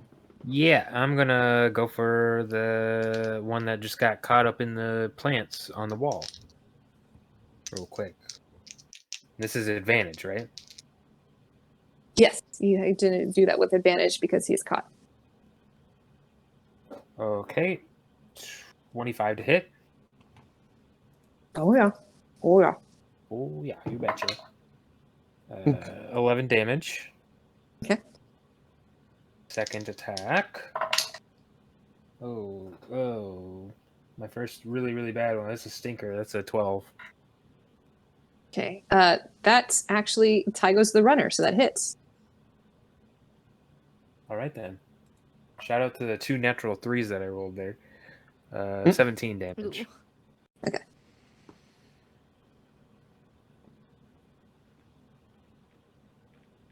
And that is my turn again. A lot of my stuff is reaction based on this build for some reason, so. Okay. Great. April, Yay. you're up. Sweet. Hang on. Did we skip around a bit? My brain is Did a little we? bit. Because I I did the reaction I of the did. zombie. Yes, you did the reaction of the zombie. My bad. All right. I was like, Hang I on. Ooh. I did Gluzo. Did I miss? So I did. missed I missed because the Grimm, zombies were didn't I? coming in, and I I attacked did. the They zombie. were. Yeah. All right. I'm sorry to throw Sorry, that all out of Grimm. whack. That's what you guys are here for, though. You gotta keep Hey. me on my toes. All right, Grimm. What do you do? We'll come Cool. back to you, April. I in a mean, sec. the white just landed in, and it just to Netti, like, you get this? I'm trying. All right, and I'm gonna run for it into the hallway. How far do I get on my regular movement action? And also, can I just as a free action, goop up our flying squirrel friend so that they can be with me? Oh, of course you do that. Yeah, you're able to with your movement. You're able to 40 make feet. it. Yeah. Yeah, you're able to make it where April is. All right, then. I really don't want to spend more recesses than I have to, but I'm going to spend a key point to Step of the Wind so I can dash again. And if it comes up, triple jump movement, but I doubt that's important. And so, yeah, 40 more feet. Do I hear someone still yelling for help? Yeah, you hear just like down the hallway and around the corner. You hear shouts coming from there. Yeah, right. So, yeah, I'm going to make it around the corner, and what do I see? Yeah, you see a guardsman holding 5 people at spear point, and looking more closely, you see that these people resemble. They have the livery, they have the appearance of servants that you had seen working in the castle before. So not people of any martial means, but all of them just wearing, like I said, the dress or the livery of servants for. How do you say the name of this thing? Argynvost. Argynvost. All right. Argynvost. Yeah, so he's like aggressively shouting at them, and he's like,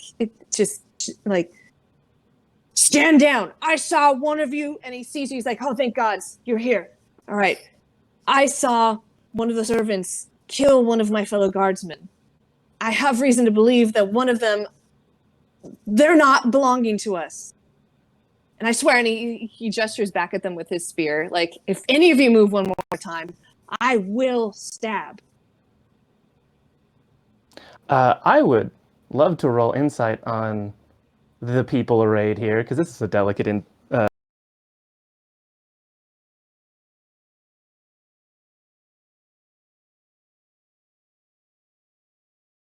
So where we left off, Grimm, you were able to make your way back up the stairs, and on your way, scoop up Iki, the flying squirrel. And as you made it to where April is, you too hear this shout down the hallway, this cry for help. And so you surged forward and were able to use like even more of a dash forward. Like I forget the name of what was it that you were able to called use? a Step of as the one of your- Wind as a monk thing. I really imagined that like wisps of this sort of smoke just sort of propel him forward like the wind itself. Is he Okay. doing some monk shit? Just super fast run. Yeah, and you even whisper "Step of the Wind," and somewhere Patrick Rothfuss is like, "I like the name."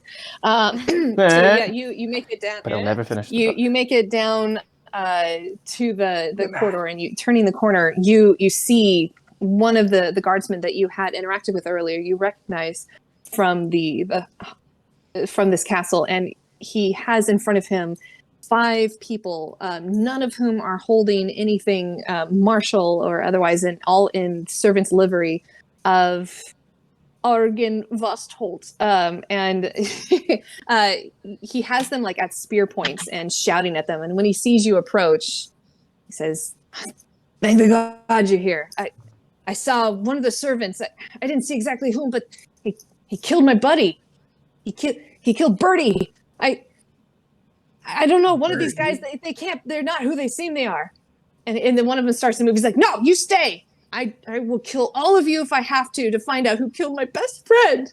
And he's just like shaking for it. And you can just see like signs of exhaustion and stress in his eyes. Mm-hmm. And yeah, I believe while the sound was out, I rolled dirty 20 on insight, and they all seem about equally confused, and he's very angry, is what I got out of that. Yeah, so you see, kind of like emotionally, like radiating off the servants would be like fear and confusion. And then the guardsmen, it just anger and deadly intent in that. And you even, I would say like you even see like just one of his eyes like twitching.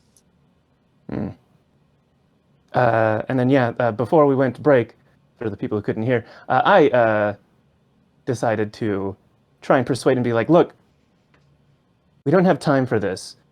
We can put all 5 of these people in irons or whatever you city people do to restrain someone, and we can get back to protecting the castle." And This I rolled is protecting the... Yeah, okay, yeah, you rolled a what? Yeah, then I rolled persuasion and rolled a 5, because Grimm is not charming. He's kind of mean and rude. Whoops. Oh, back at it, okay. Hey. You see him like look at you and furrow his brows like, "Defense of the castle. This is defense of the castle. If one of these are one of them, you're just gonna throw him somewhere?" GM, you can tell me if I'm allowed to roll a perception right now that's like not part of an action, or if it is. I just don't know where I've used an action at this point. Yeah, you can go roll a perception. And what I'm specifically looking for is, as a shifter, it's like not a mechanical thing, but I imagine he has a fairly good sense of smell with how high his perception is. I'm going to see if I smell any blood on any of them very quickly, of these 5. And if it doesn't work next turn, I'll give it another shot with some other features that will give me excellent smell. So, go for it. All right. That's only a 12. Yeah, you kind of sniff it in to the point where some of them kind of like prick their head at you, like, "What is he doing?" It's definitely off-putting. Like, it's very like... Yeah, like... Yeah. Do you have a And you're turning... Sorry, do you have a nickname? Does your character have a nickname? Grimm, just Grimm? Nickname. Like Grimm the Sniffing Shadow? I don't know. Technically, shifters have really long names. They just only share a very short version of that name with everyone. So Grimm is the nickname. So, okay, it could be part of that long name then. From the nickname of the nickname, right? First it gets shortened and then it gets longer, lengthened again. Yeah, you're sniffing around and you do smell blood. But we're going to go forward onto Netti. What are you doing now? Gluzo, you're on deck. Sweet.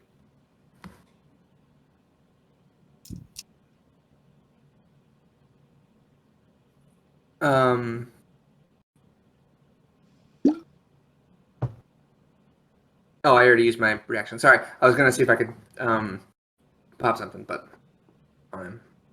Well, it's your turn. Oh, it's my turn. I thought you said Gluzo was up.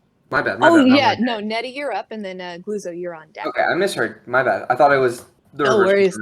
We had a 10-minute break, and my mind is empty now. No, we're feeling the reset. exhaustion, right? Yeah. Okay, especially Marty. I bet you're like exhausted. I'm good. I got another 6 hours in me, I think. Oh boy. You chug one of those Bang Energies or whatever. Dr. Pepper's fine. Okay, so one of the zombies was taken down. What's near me? We got the 2 whites. One of them, I think, is damaged. One of the zombies is killed. So we only have 1 white left, and he's at the top of the wall. Okay. You do have on the other side of the wall the Minotaurs, and then we have a zombie remaining. So 1 white, 1 zombie, and then on the other side, where you can't exactly see them well, are the 2 Minotaurs. Okay.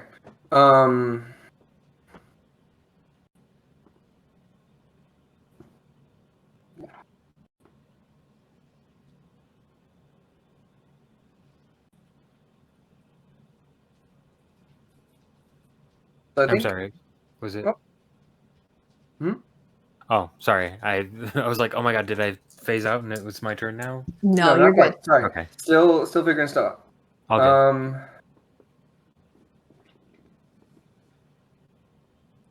Okay.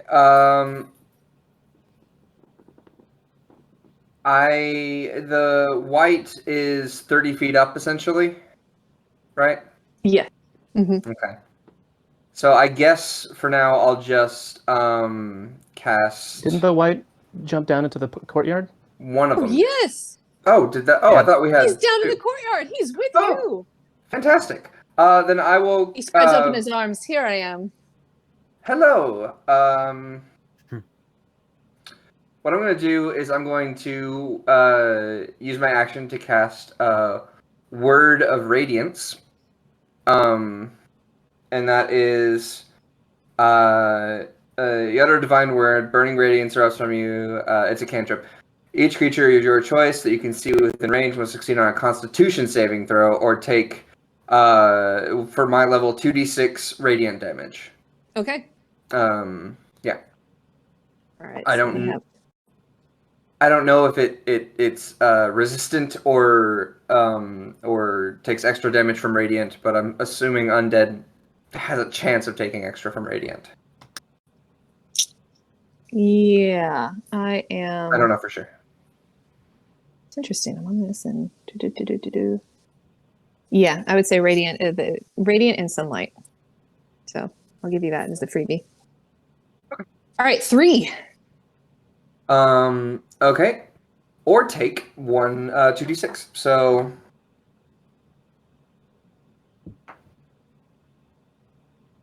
7 radiant damage from my dice, and so that would be doubled to 14 radiant damage. Mm-hmm. Yep. And that's my action. That's an action. That's an action. That's an action.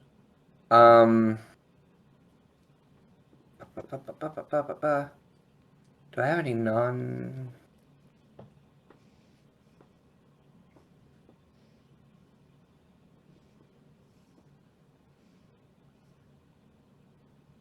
I don't think I have much else I can do other than just kind of stand in the doorway and try to, or near the doorway and try to block any more entry. I'm assuming it's myself and Sigrún is Sigrún there. Yeah. right just at the door, preventing more Yep. other than over wall entry. Yep. And that's Yep, you're right there. that's my turn. Yeah. Nobody's getting through there. Okay, great. Gluzo, you're up. April, you're on deck. All right. So I'm still on the outside of the wall. Yes. What is around me?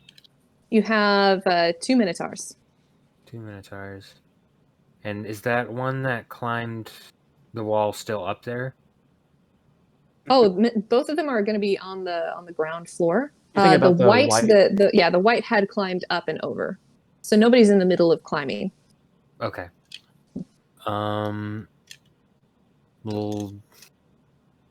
Getting a little nervous being by myself at this point with everybody else bearing down, so I'm gonna just go back up and over and use my movement and get with everybody else. Okay. And that's probably You could Is there do an a enemy jumping on our attack side again of on the other white. Yeah, I'm gonna do that actually because I need to keep my rage going. Keep it going. So I will jump down and I'll get him. I'll get him real good. Maybe. I got a 12. I rolled another 3. No, you do not get him real good. That does not hit. Well, maybe on the second attack I'll get him real good. I, for real, rolled the 4th 3 in a row. Oof. Oh, It's I all think it's those time nat to 20s you retire got that dice. yeah. Those are 2 dice. different dice. Good one. Do you have any like D4s or It's a inspiration? rebellion. Oh It's a yeah, rebellion. I do have a D8 of inspiration that somebody gave me last session. Shout out Ooh. to Adele Dazim. That's a 4, so that makes it a 16. Yeah, that hits. Sweet. Hey. Thank you, Woo. Adele. 11 damage. That's also a 3 on the D10. I don't know what's happening. Just retire that dice set. That dice set's just It's a telling you magic it's number. tired. What's with you and threes today? Good I lord. don't know. 20s and 3s. Wait, I That's all think I it's a got. curse. How many games have been run so far? Oh my gosh, 3, yeah. This is the third. I'm Oh scared. no. We're opening up a portal and we're not even realizing it, you guys. It's all connected. All right. Yeah, this white is looking bad. Okay, he's looking bad. All right. April, you're up. Sigrún, you're on deck. Sweet. April will shout to her friends, is the firewall still helping to keep anything out, or is it cool if I drop it? I mean, things are coming in regardless. Leaning against the wall. Personally, it makes them easier to stomp. So you need it, okay. That's I would fine. like it, please, yes. Just wanted to check. Is she hearing any of the conversation, any of the shouting from inside? Because I assume the guard was kind of loud. You're hearing the guard side of it. I highly doubt you would be hearing Grimm's side of it. So you Okay. hear He like tends to talk him quietly. shout, you would hear him shouting, of what happened and how he's holding people at spear points. And then you would assume Grimm is probably talking to him and then him, just saying no, like somebody has to pay for the death of his friend. Okay. Okay, so she's gonna use her bonus action to shout at her fire spirit to attack anything that it can within range. And then she's going to go ahead and go inside after Grimm and see what's going on inside there. Great. Yeah, let's resolve the fire spirit first. Cool. Okay, so in range for this fire spirit would be the 2 minotaurs. Okay. It'll take range at one of the minotaurs. If one of them looks like it's already hurt, it will take range at that there's one. one that definitely is already hurt. Okay. That's a nat 20. Oh, yeah. Hey. Look at you guys. We're gonna give that inspiration to Gluzo, who seems like he Thank needs you. it. That's a With these D4, right? 3 die curses. You It's seriously? just, you'll get to do advantage, so you'll get to Oh, roll with okay. advantage in the future. Understood. Sweet. And then let's see what this damage is. 6 plus 3, 9 plus 6, 15 fire damage. This minotaur is barely holding on. Sweet. And that's its attack, and then I head inside. Okay. Yeah. You round the corner and you see you see Grimm in the middle of just like sniffing the air and sniffing around everyone. And I don't know that she's that surprised by that. That feels like a very normal Grimm thing to do. It's like, yeah, all right.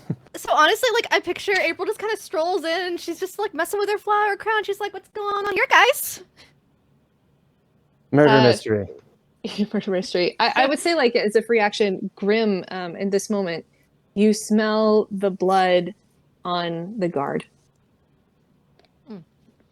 I mean, I don't know that I know he did it, but definitely, I think the only thing he could do, because it's not my turn, is just position himself to, like, be between the guard and the servants at this point. Just, like, subtle body language of, I'm on their side now, a little bit more. Okay, great. April, he's unable to communicate this to you for obvious reasons, but you do see him reposition himself. Okay. So you can take like a simple action here. I'm not going to have you do like a full attack or anything like that, but what would you think that April would do? I think April coming in is just like, there's like a bunch of undead outside, right? Like we probably should fix that problem first before we worry about murder mysteries inside. Is there anything? Yeah, right? Like that just makes the most sense to me. When she's looking at all of them, though, I think she's kind of keeping an eye out for anything that would be of like immediate suspicion. And so she's kind of like making sure that she's actually seen everyone. No one seems out of place. That like there's not like an object or something that catches her eye. Okay. So I guess I don't know if that would be investigation or insight or perception. But... Well, any of those 3 for you. Okay. What would you like to roll? I will choose perception. Use this die. That is really cocked. That is really bad. Hang on. Okay, that's a 17.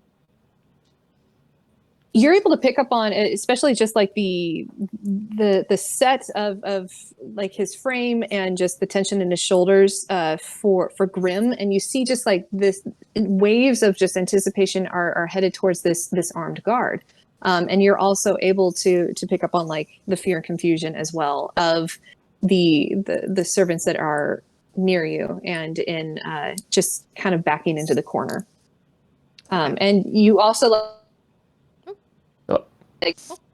Here I am. Okay. We heard you also. The DM casts Link.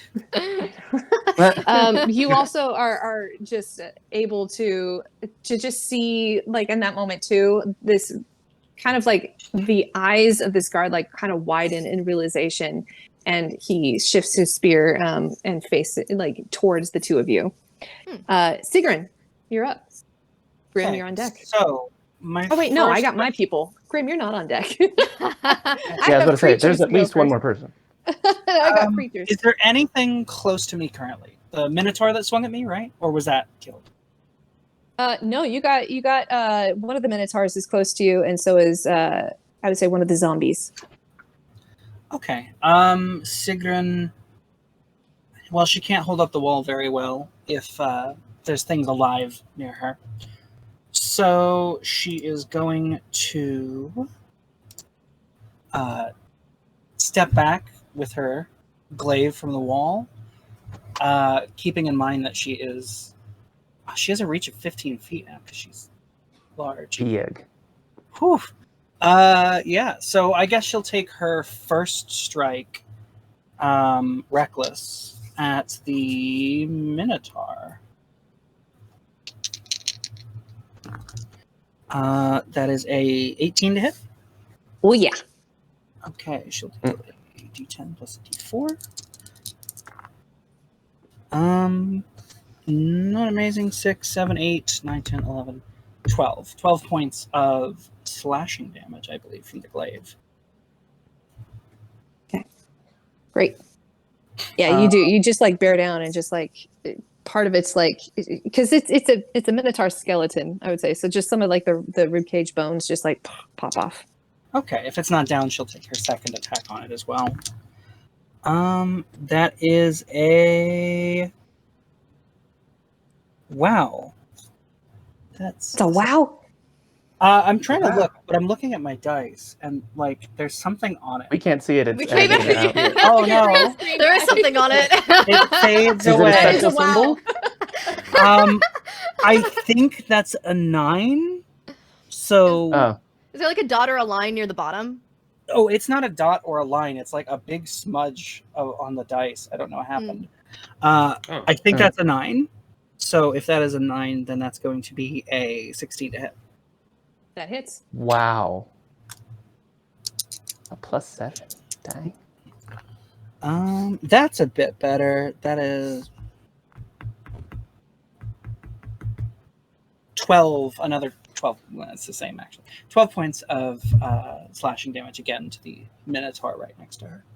He's looking, for lack of a better word, bloodied. I don't know what you would say it for like a skeleton thing, right? Cracked. Ragged, The bones are cracked. brittle. His bones are cracking and rattling Marrowed? in the wind. It's Popping. marrowed. You should see a chiropractor. When she hits That it, might be enough. however, those spectral warriors that kind of like faded around next to her, you see they kind of like 3 of them in big like Nordic round shields, kind of swords up circling that creature. It has disadvantage now to hit anybody else, and if it does hit anyone other than me, you have resistance, as one of Ooh. the shield bearers will stand in the way to lighten the blow. Right, so you're kind of like wanting to goad it to hit you. Oh yeah. That's what you're going for. Great. Oh yeah. Mm. Doesn't have to, but it'll not do so much if it does decide to do that. Well, and hit you it shall. So I'm going to. Oh, yes. No, still got Yeah. the evil. Still have to. Yep, have that. Keep Combo. reminding me of that because I will not remember it every single time. So this thing's gonna just take this great axe and it's going to swing at you. Sure. Okay. So that would be 13 plus 6, 19 versus AC, or Hits the last illusory duplicate. I 16 plus 6, on 22. the die. Okay. Okay, so it swings down and it hits one of the Yep, duplicates. the last duplicate fades away. No. And now we are finally left with the Not true like this. Sigrún. Just until I use another spell slot.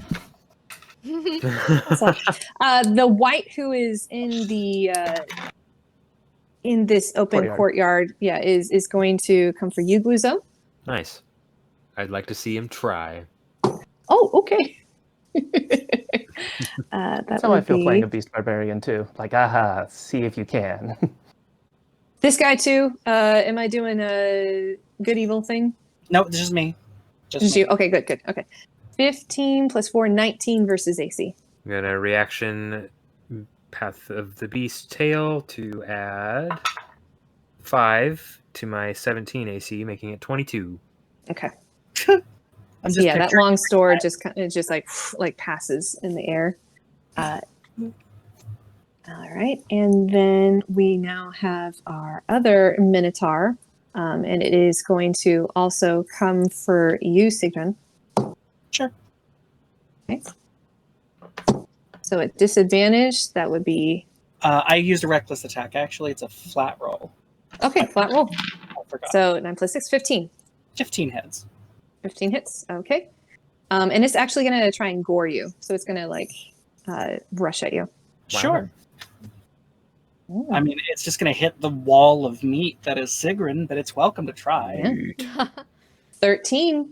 And you're still in a rage, right? So that is piercing damage. So half of that. So we're going to say 7. 7. Okay.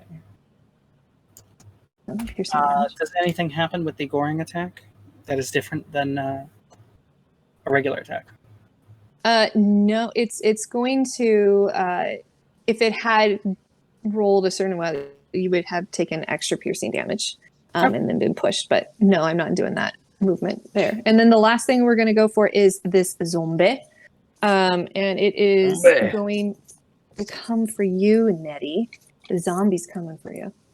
It's going to shamble your way. Oh. 14 versus AC. Does not hit. Does not hit. Okay, yeah. It shambles your way, and it kind of just like it's almost one of those like it misjudged the the distance between you, and it like swipes very slowly and very pitifully, and also swipes blank air. Dragon there. Yeah, Nice we're gonna try. come up there. Grimm, you're up. All right. Because Grimm is the kind of person I think that'd be very thorough, and he's like suspicious of this guard, but he doesn't know. I would love to, as my bonus action, shift a racial feature, where as a wild hunt, no one can have advantage on me within 60 feet. I gain some temp hit points, which are going to replace the old ones, and I can't remember the math for that. But the more important thing is I have advantage on all wisdom checks for the next minute. Nice. Yeah, very nice. And what I imagine is like, because he has this bit of like sort of canine wolfishness in him, that his like nose and eyes kind of elongate in this sort of uncomfortable way, and now he has more of like a wolf snout going on. He can smell and see better and all of that.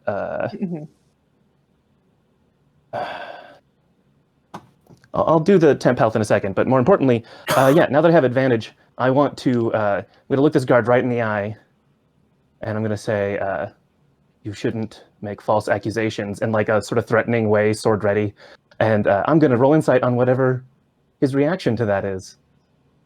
Yeah, go for it. That is a 19. I want to see, is he acting guilty here? You see that same like eye twitch, and it's almost like I smell something's off. Like something's off. You're like, is that a tell? Is that not? But then as like you continue to scan around that too, you notice that there are 2 different smells on this guy. Mm-hmm. There's the blood. Well, yes. In addition to the blood, it's as if like there's okay. 2 different like the smell that is radiating off like, let's just say like the clothes is different than what you would notice radiating off like his person.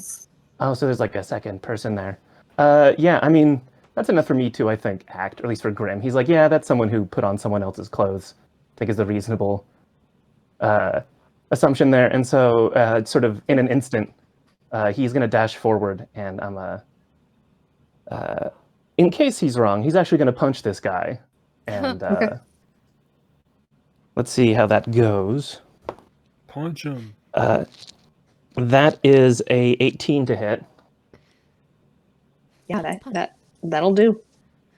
and then I'm going to spend a key point, and he's going to have to make a con save for me as I stunning strike him. Ooh, okay. Here we go. Monk stuff. Monk stuff. Got the Yes. little birds swimming around his head. 16 Yeah. plus 2, 18. Oh.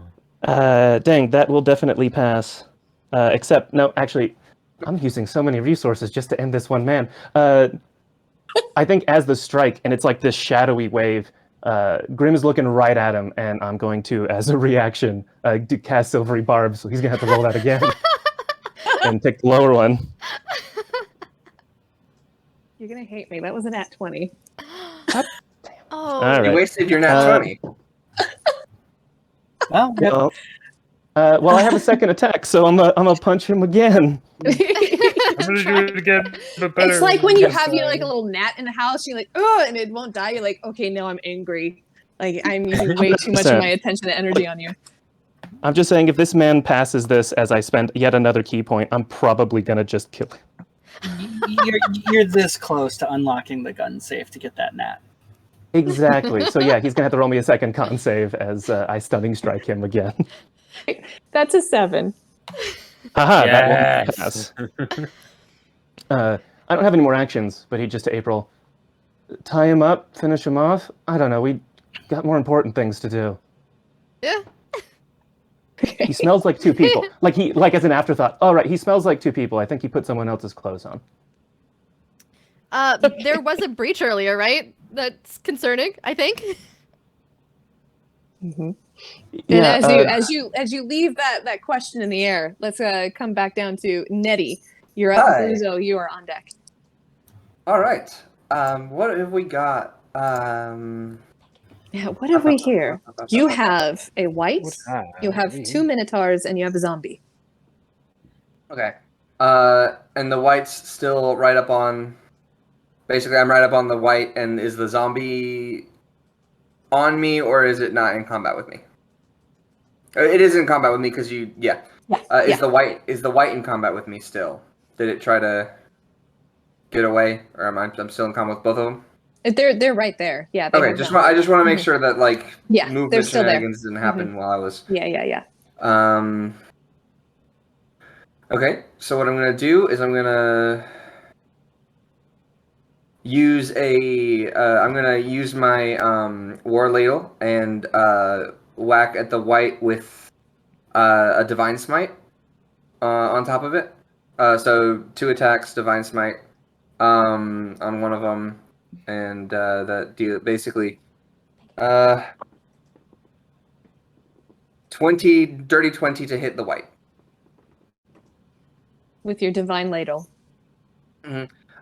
So that first one does. The first attack does. I'm not sure. I'm I'm using gonna the distract gods. you. I'm using the gods' power. Extra d8, 1d8 plus 1. Okay. So an extra 4 points of damage on top of my war ladle, which is another 8. So 4 plus 8. 14 on that hit of radiant damage, essentially. Tell me what it looks like, my friend. Yeah. So basically, I essentially pick up my ladle from squashing a zombie, turn around, and then blast this wraith. I just kind of like point at it, and then essentially what would look like, I don't know, some like what would look like a glob of liquid falls from the sky, shining. It sort of looks like sort of like a manna from heaven, literally. Slams on his head, and then I also kind of like push that in further with the ladle, and the wraith just kind of dissipates. It does, yeah. It just like poof, just out. Just it's too much radiance for it. I can't take it. Too evil. All right.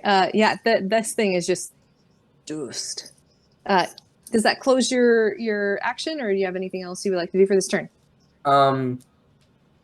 Does that count as does Divine Smite count as a spell? Is my question. Okay, if it doesn't It's an count as a ability, spell. not a spell. Okay, Good. because it uses a spell slot, but it doesn't count as a spell. Yeah. So cool, Because perfect. technically, if you multi-class into Barbarian, you can use Divine Smite as a feature. It's not cast a spell. Yeah. Fancy. Noted. The third class I take. I'm going to triple class. My God. Look, it's real good. Fancy. I'm going to.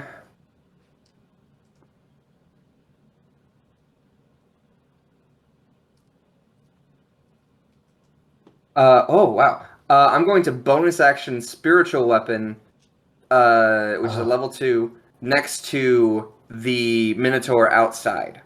Okay. Cast a floating spectral weapon within range. That lasts for the duration until you cast again, 1 minute. Spell, you make a melee attack against a creature within 5 feet of the weapon. On a hit, the target takes force damage equal to 1d8. It's the wording is when you cast the spell, you make an attack. Does that count as an additional attack because it's a bonus action? I mean, That's the- I'm that's fine the with you doing that. I'm Okay. fine with, yeah, you cast it and you're gonna attack with this. Okay, yeah, I'm Smack 'em. attacking with that. So that's a 12 to hit. Tie goes to the runner. Yeah. You Okay, hit. cool, perfect. If not, I was going to use that inspiration. On a hit, they take force damage equal to 1d8 plus ability modifier. So ability modifier, spellcasting ability modifier is my spell mod, right? So that's +5 to this. What is 6 plus 5? My brain is not working. 11. You got 11 damage to that Minotaur with the sword hanging up next to him. Okay, great. Yeah, both Minotaurs are just looking worse for wear. They're looking very crunchy, bonesy. Everything else you guys said, just fill in the gaps right there. Great. All right, Gluzo, you're up. April, you're on deck. Cool. What is the closest thing to me? I'm The gonna zombie. It would be at the smack gap. 'em. Mhm. I'm gonna slice them and dice them. Attack number 1. All right, this new dice is working out better. That is a 28. Yeah, that does it.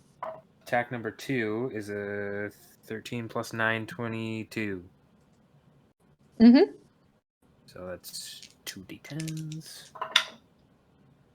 Plus 16, so 24 damage this turn. Tell me what it looks like. Kill this zombie. I'm gonna make some zombie sashimi. It's just shunk, shunk, shunk. Yeah. Like a Jenga tower, right? Just knocking all the blocks off bottom to top. You do that. Yeah, you just slice right through. And he just falls apart and crumbles. Anything else for Gluzo? That is it. No bonus actions from me. All right. April, you're up. So you see this guy, this guard, just knocked out in front of you, and Grimm has just told you that he smelled funny. He smelled like multiple people, and he's encouraging you to tie him up. Yeah, I mean, April trusts Grimm. They've been companions on adventures for a while, so she's like, yeah, whatever. She will go ahead and use the 50 foot of rope that all adventurers generally have, and The hempen rope. Yep. I'm fine if it uses. I guess I don't have a reaction, but would I be able to help her with Yes. that? Because Mm-hmm. all right, Yeah. you have advantage. Oh, sweet. Yeah, just generally time up. If I need to roll something, I will. Just to see how. Is good the he rope tying unconscious right now? He's Stunned. stunned, so he cannot stunned. make actions or reactions. He can only speak falteringly, and he automatically fails strength and dex checks The Okay, little yeah. bird above his head. and saving throws. Sorry. Yeah. So Yeah. I wouldn't. I'm not even going to make you roll to tie him up. Like if he's stunned, he's Mhm. not going to be able to like really push against it or struggle. So Well, you do that. You're well, able to. Cool. While she's tying him up, does she happen to see any of those shards that we had gotten information about being missing on him? You can look. You can I'd like certainly to. look. Yeah. Yeah, as you search it, and once again, I'm not going to be like, "Hey, if you roll high enough, it's there," and if it's not, it's yeah. As you're pilfering through that, you do see a dragon scale. Mine. Hey. This is gonna go. Chucks it in her shirt. She's like, mine. How big? Okay, this is something that I'm not sure of. Like, let's all paint a picture here together. How big do you guys think this dragon scale is? I'd say anywhere between Like the a palm of bra a hand to like It a depends. foot. Look, I look, always okay. in my games do that. I'm like, okay, if it comes from like its back, you're looking at a dinner plate. If it came from like, the knuckles or the hand, it's maybe the size of like a big leaf. Like, I'm okay. So in my mind, you know how they have like those padded bra inserts for like non-padded bras that you can use to just like help make them a padded bra. That's kind of the size I'm thinking. So like this big roughly, and then it's probably got some curve to it as a dragon scale. So, are you going to? Her brassiere. So literally an armored breastplate. I was about to say you can definitely just like look, guys. I got armor on one side now. Yeah, I mean, Left side, sorry. obviously, The look- for your the heart. look- Just The look my spouse is giving me over the computer over the task. excellent. Yes, that's exactly what she does. And she's gonna kind of eye any of the servants to see if they happen to look like shocked or like what they're doing, or if they look in cahoots or what's going on there. As she's doing that, she's like, "Mine now." Roll insight. Okay, that I can do. And I will also say that her wildfire spirit cannot take anything aside from the dodge action while she's not actively yelling at it. That's why I asked about the shouting range earlier. So it's taking the dodge action and I think possibly moving closer. It has a hovering speed, so I guess it's going to go back up over the wall towards the direction of her when it realizes she's not out there anymore. And like her flower crown and like all of like the little butterflies and flowers and stuff on her body are like gently glowing as it's like looking for her. And then as for the insight, that is a 21. Okay, 21. You notice that one of the skeletons. I'm looking at a skeleton on my screen for. I know one of the skeletons. You're like, what? One of the servants. All the servants look equally shocked, but one of them also looks panicked, and you see one of them starting to edge their way out a nearby door. I'm gonna. I guess I would still have movement at this point, probably, right? Yes, you do. I will block that doorway if I can get to it before him or them, and like have my staff at the ready and be like, "Where do you think you're going?" We're not leaving. Excellent. Let's all have a talk. I like that. Yeah, you see just like as you block this guy, this person's path, their face like shifts through many different forms of people that you have seen in the castle as well, and finally ending on. He looks like his final form. I'm going to say he looks like Danny DeVito. You got Danny DeVito in front of you. Interesting. Yeah. So, and he just snarls at you and opens his mouth to speak. But before we can hear what he says, Sigrún, you are up. Grimm, you're on deck. Oh wait, no, I keep missing my own precious I'm monster. happy to No, know that's that I go fine. after the Bony boy. monsters. Okay. So, one of the I need to minotaurs is still alive around me, right? Yes. Two of the minotaurs are still. Two of the So minotaurs both minotaurs are alive. And the But zombie. not well. Yeah, zombie Okay. gone. I'm going to reckless attack the one I've been attacking. Natural 19, so 26. Yup. All right, gonna deal 10, 11, 12, 14, 16 points of slashing damage as she kind of like rears back and up and just goes down with a big strike. Tell me what it looks like. Kill this thing with a flourish. So she kind of rears back onto her back legs, which puts her at like 20 feet tall. And it just stabs straight down at going through like the chest bones and just into the dust below it. And you see her shift her weight and twist, and her hooves turn sideways, and she swings into the other one with the first minotaur still attached onto the pole arm. That's pretty good. And reckless attack. Oh, or I'll just throw my dice to the void. Feels very reckless. It's on. It's on. All right. On point. Another natural 19. Yep. Nice. We're going to deal 10, 11, 12, 13, 14, 15, 16, 17 points of slashing damage on the second one as it just swings in. Yeah, this thing is like barely holding on. In fact, with that swing too, you knock it to the ground. So it is prone. Okay. Good. I don't think... Oh, yes. The squirrel wiggles. That's all. Oh. I just imagine it's on Grimm's shoulder still, just... Yeah, and it does like, you know that meme with the dog doing the dancing, like the... Like Yeah. it just Yes, goes on yeah. your shoulder. Oh. But Unless also... they didn't listen to me. it's You little were just being too beady cute and eyes. distracting. It's little beady eyes, just so shrewd, staring at that thing. Mm-hmm. Iki is just pleased with how everything's turning out around it. It's like, Oh, yeah. yes, more. Punch him in the He's done with face! his little snack. Grimm will 100% hand him a bit of the snack bar he just got. Just, Excellent. Okay, My squirrel fat. All right. the Minotaur that's on the ground is from its spot going to swing at your legs, Sigrún, Sure. trying to knock them out from underneath you. Ooh, I can try. 25 versus AC. 25 versus AC. The 25 will hit me. Okay. You have that 13. Oh, yeah. Also, if it's evil. Oh, Ooh. yep. That's still up. I haven't Mhm. used a concentration spell yet. I can't replace a roll with a 13, so I need to know before. I need to be able. I need to choose before. 8 versus AC. Does that hit? She just lifts the foot. Like a Stop pibby, like "Arr." Just like no. All right. And in that moment too, you I would say like just as you're maybe you even like laugh at it, and your any laugh, any mirth in this moment of this creature's failure is now overshadowed by the sound of shrieking in the winds.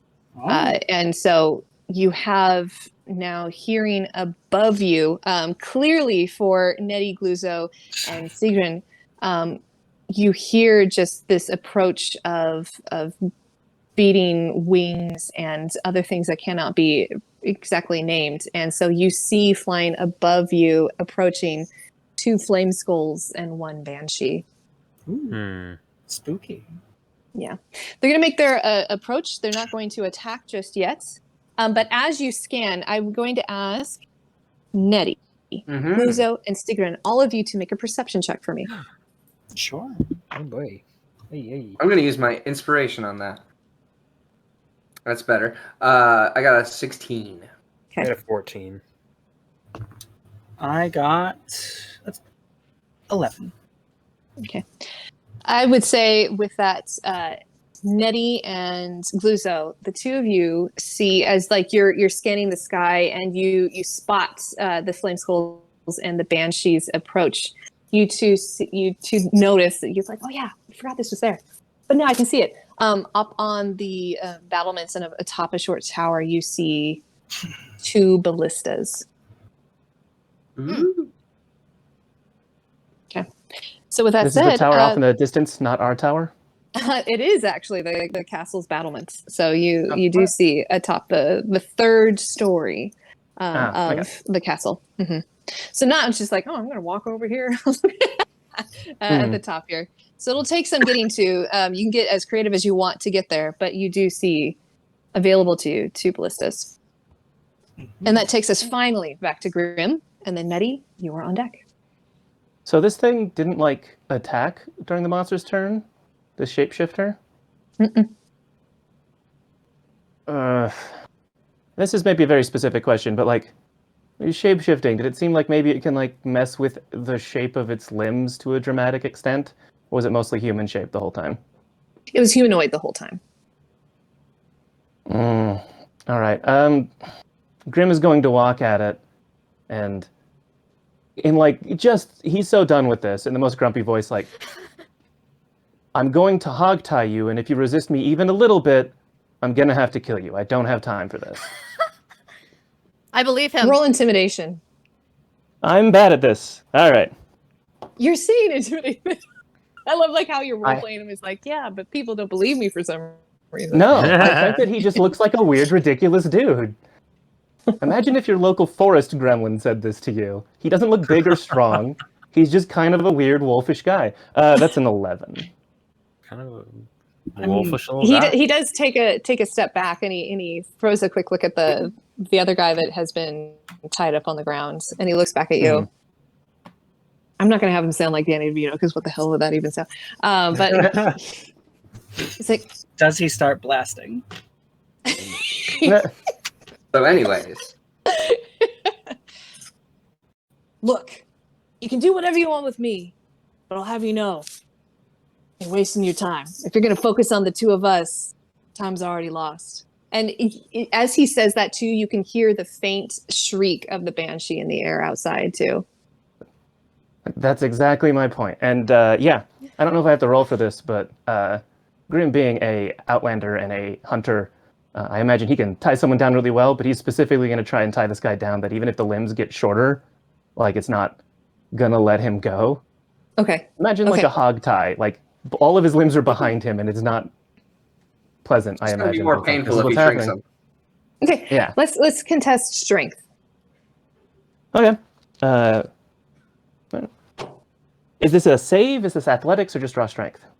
Just strength, just straight up strength. If you have an athletics modifier, use that. Yeah, okay, because I do. My guy rolled an 11. I rolled a dirty 20 because I have a +4 to that. Nice. Well, that's nice. I mean, yeah, you're I have stronger than made him Danny an DeVito. action hero. Yeah. So it's just, I don't enjoy this any more than you, honestly. I got places to be, and as soon as that's done, Grimm's gonna, I guess, like look at the other servants. It's like get someone more in charge that you recognize is in charge, and keep these guys locked up. At least one of them is suspicious, if not both of them, and he's just gonna start leaving. Okay. Yeah. I imagine he guys do gets to that. just like the door at best with 40 feet. That's fair. Yeah, you kind of just like, job well done. I'll actually take Back at it. less movement if I can help April get closer to the door. Like, I know, because Grimm is very How do you fast and thi- how very do you think impatient you at would this do that? point. Yeah, how would you do It that? would be like a offer to grab her hand and just pull her along, and it would reduce my movement speed, but move her a bit more before her turn, effectively.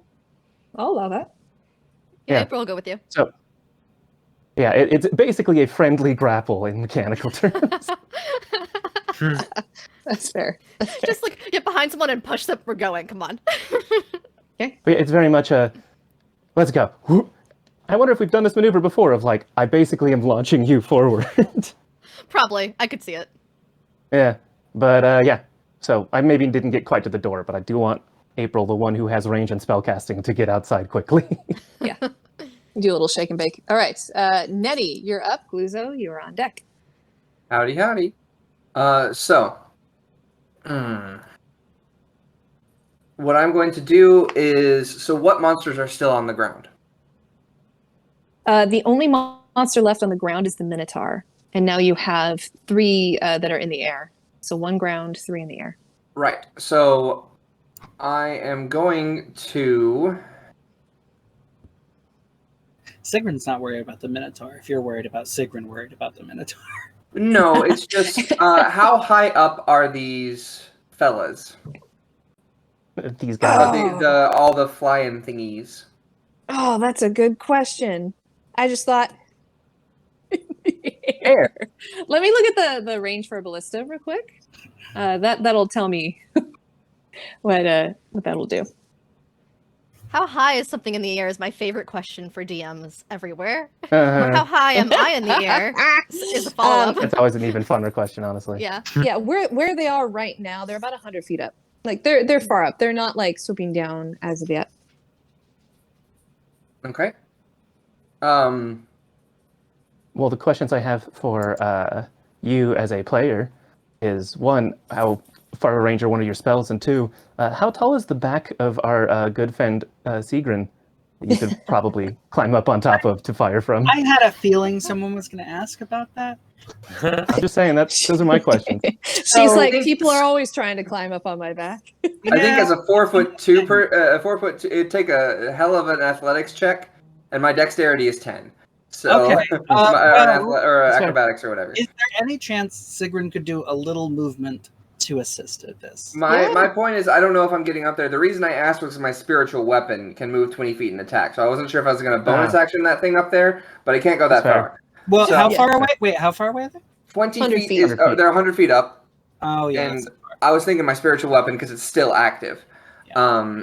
Just imagining Sigmund like taking you in Sigmund's hands and like going alley oop and throwing you in the air to try to cast something and then Well, catch I mean, you all I the way was, down. I was very tempted to like hockey stick, like stick it down, you stand on it, woof, slap shot up to the ballista. You know what? That It could be- wouldn't feel complete without having a barbarian in here. At least somebody's getting yeeted. Like something or someone is getting yeeted. Somebody's Yeah. going to get thrown. It may as well Just be saying the if, stout dwarf chef. She'll turn her Oh my weapon. gosh, we're gonna have a dwarf tossing. Yeah, Okay. she'll turn her weapon and God put it bless in you, the Gimli. See- We'll do that after I use my bonus action to attack the Minotaur with my spiritual weapon. Okay. If that's possible. Yeah, of Um, course. Yeah. Okay. So yeah, I'm just gonna make another weapon attack with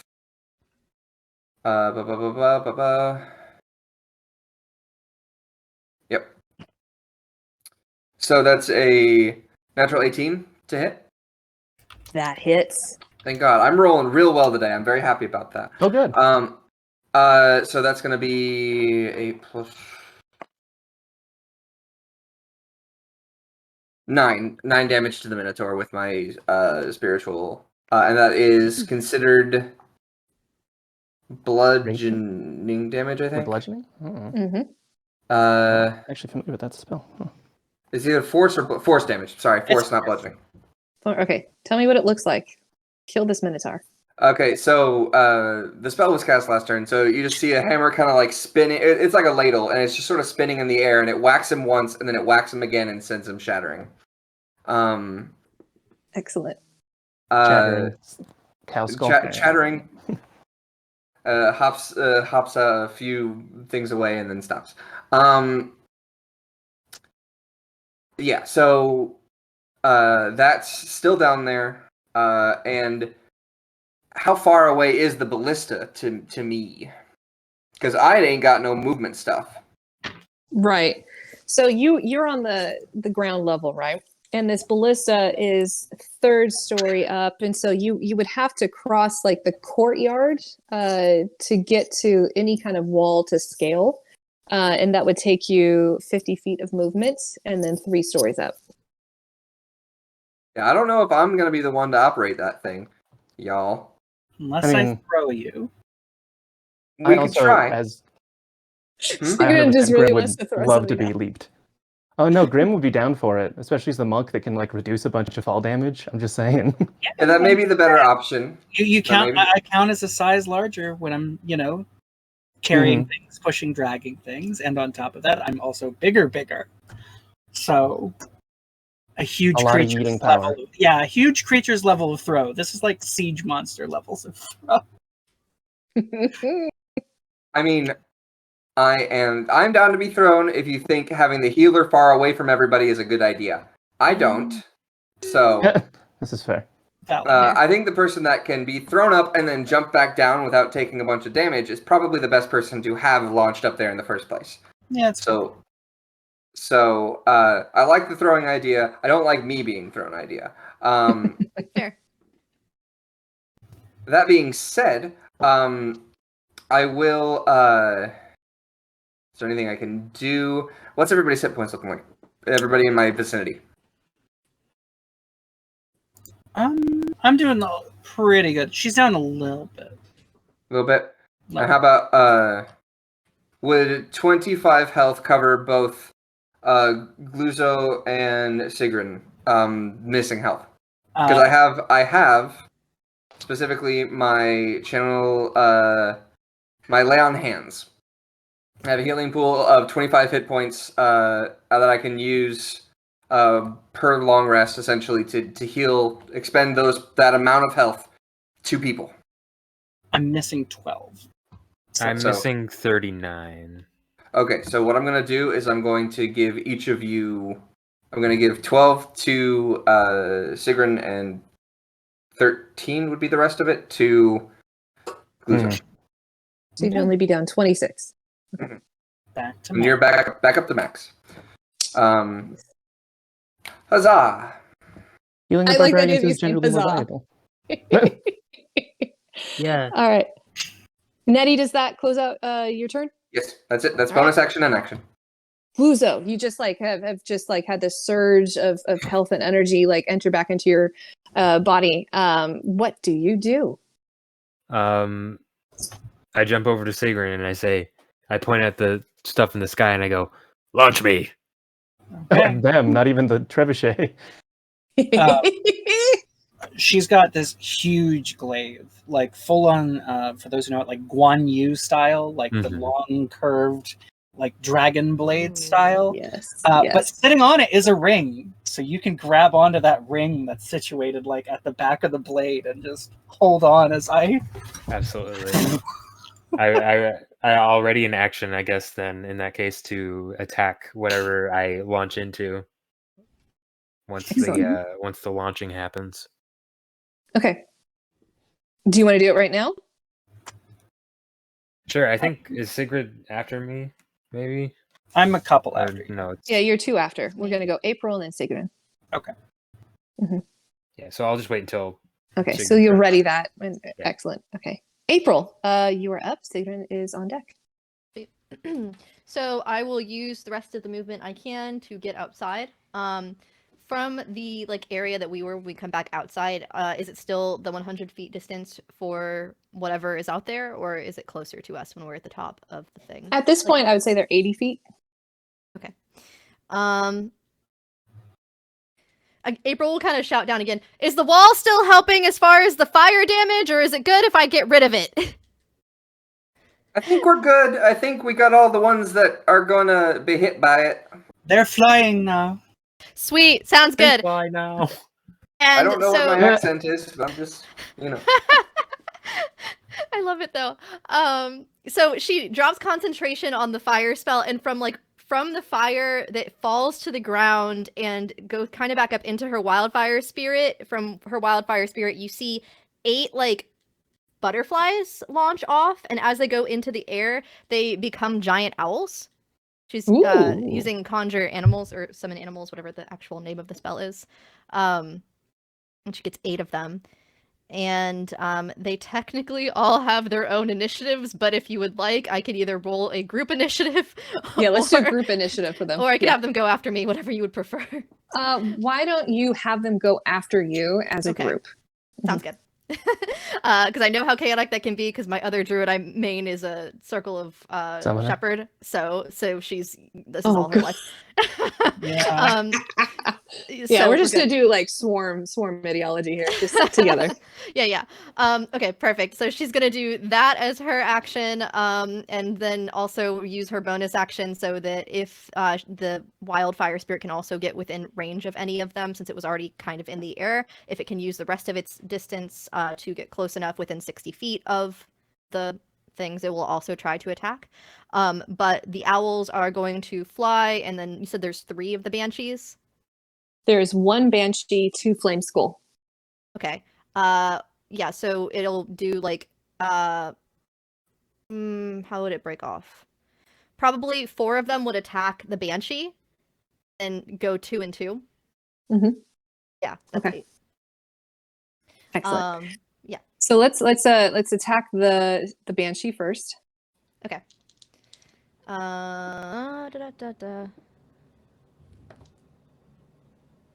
Banshee got +3 to hit. 19. That hits. Sweet. I'm just gonna take average because that'll be faster. 8 times 4 is 32. Okay. And that is talon, so slashing damage. Gotcha. Okay. And then the one that is attacking, we'll use this die for one of the flame skulls. Well, that one sucked. That's a nat 1 for one of the flame skulls. Yeesh. But the flying owls also get the D4 of inspiration. You can pass forward your inspiration to the owls on your behalf. Yes, you can. Okay, or the D4. You said it's a D4, right? When you roll a nat 1. No, it's a no advantage. Oh, it's advantage. Okay. Mhm. Okay. Cool.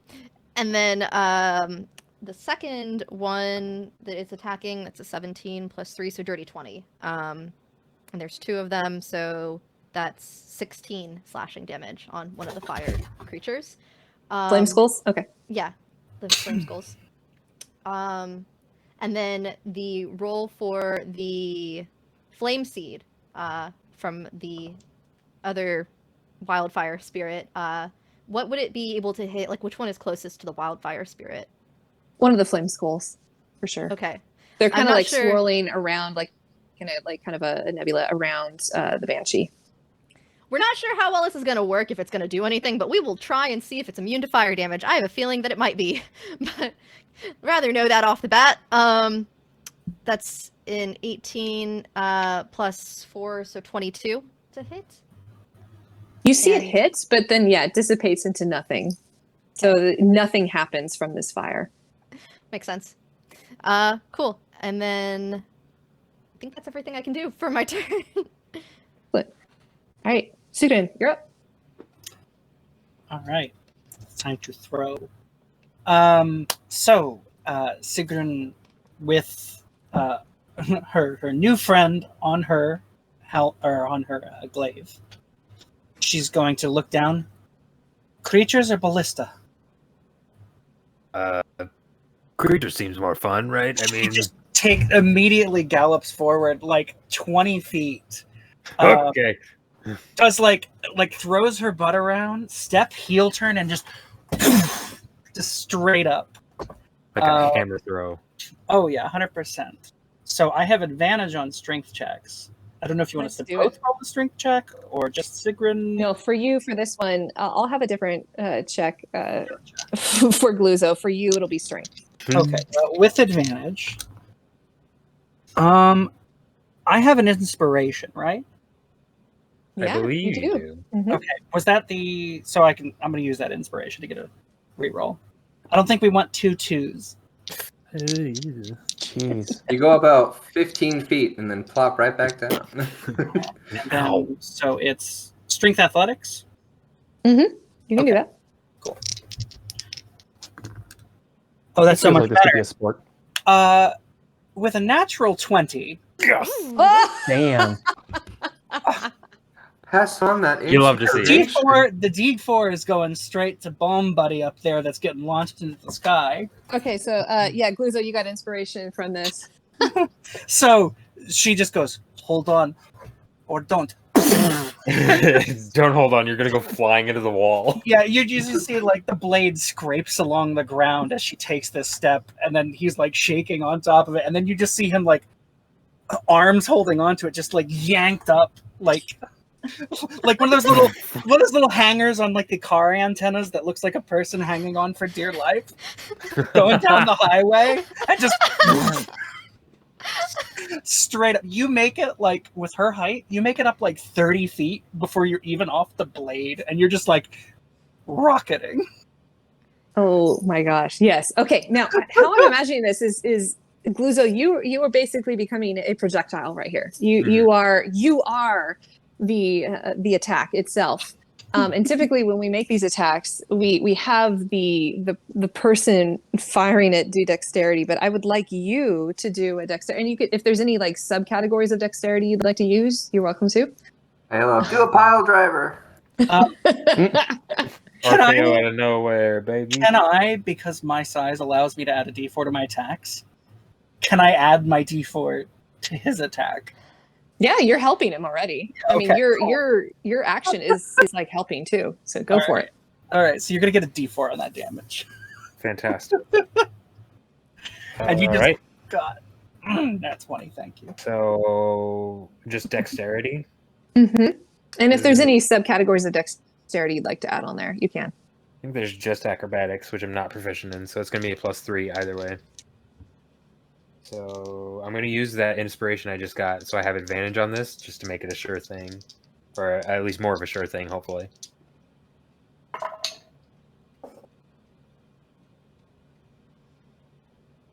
Nat 20. Oh, Wow.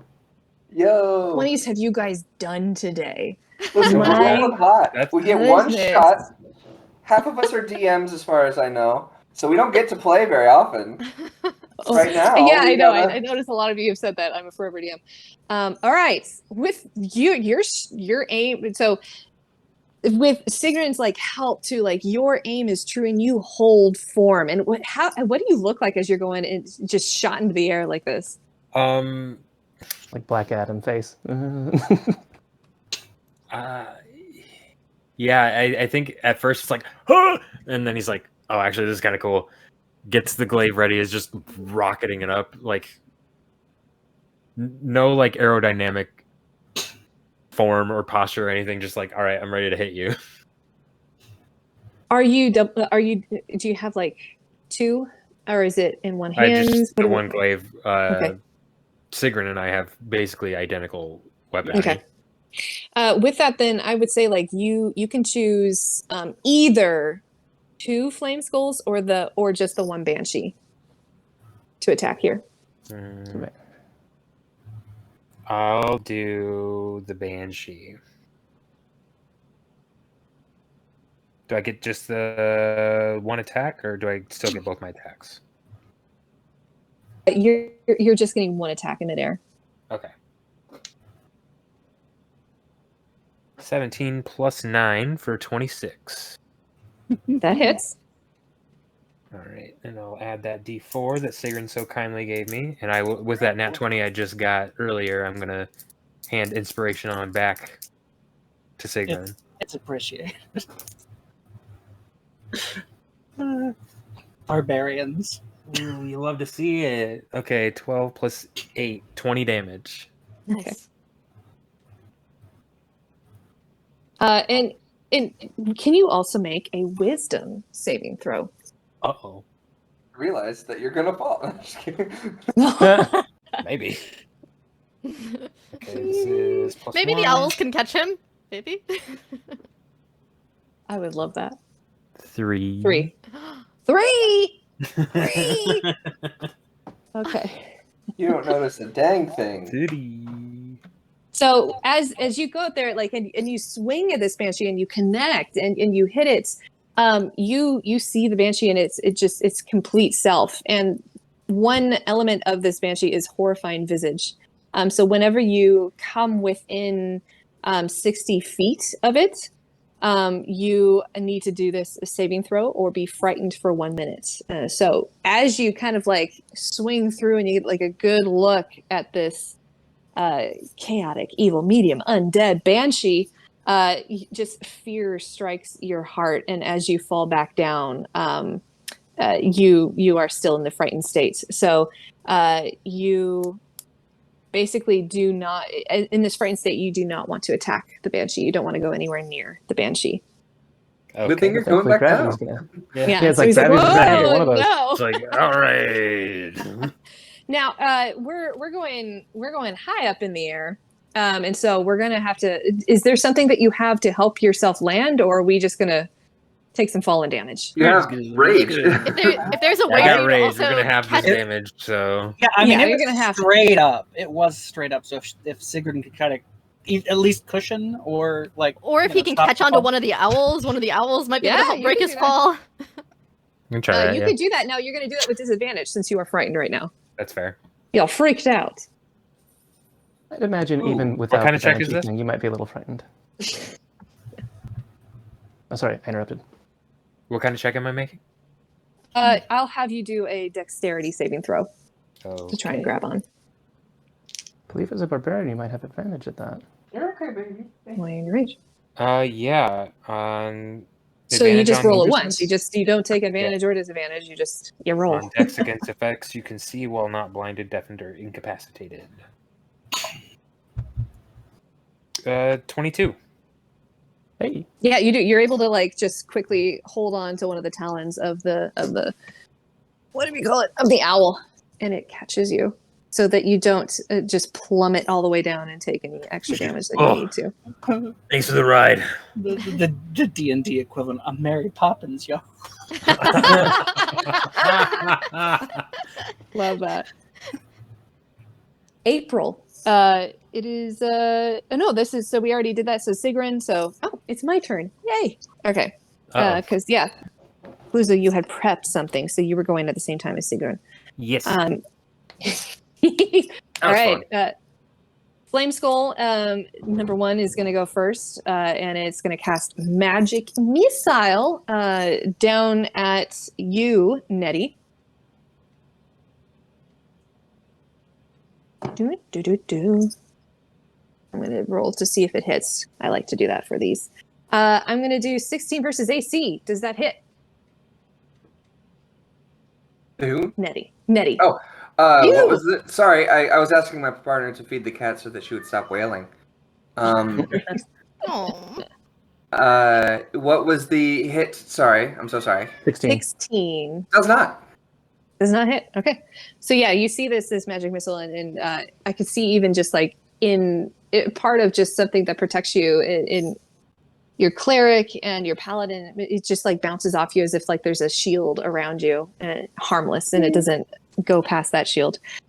Flame Skull number 2 is going to kind of like notice this, and it opens just unhinges its jaw. I mean, these flame skulls are literally like what they sound like. They're just these elevated skulls with wreathed in green flames, and so its jaw just is going to unhinge, and it's going to cast a fireball at you, Sigrún. Rude. Okay. Still has the, I don't know if the disadvantage or whatever. So yeah, you're gonna need to do. What is that within range for the disadvantage? Until Here's spell usually ends, if one you can. Oh, sorry. protected against certain types. I'm assuming that falling head thing is undead. Grant creatures of those types have disadvantage on attack rolls against the target. Also, can't be charmed, frightened, or possessed.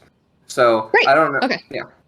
I don't know if that This is one that requires like a dex save, and so what I would do is that if it has disadvantage, then I'd like to give you advantage in the dex save. So I already have advantage. I'm a barbarian. Oh, that's nice. Well, Yeah. take it as many times as you need. Double it up. Yeah. A nat 20. Ooh. Hey. Jesus. Yeah, you don't need to roll more than that. All right, so then you'll just take half damage. Next to you, also, who's near Sigrún right now? Nettie, are you near Sigrún? Yeah, I'm Yes, assuming you I'm say standing you- right now. Okay. Ranged area. Yeah, you're within 20 feet of her, so I'm going to have you also do a dex save for this. Oh boy, that's not my strong suit.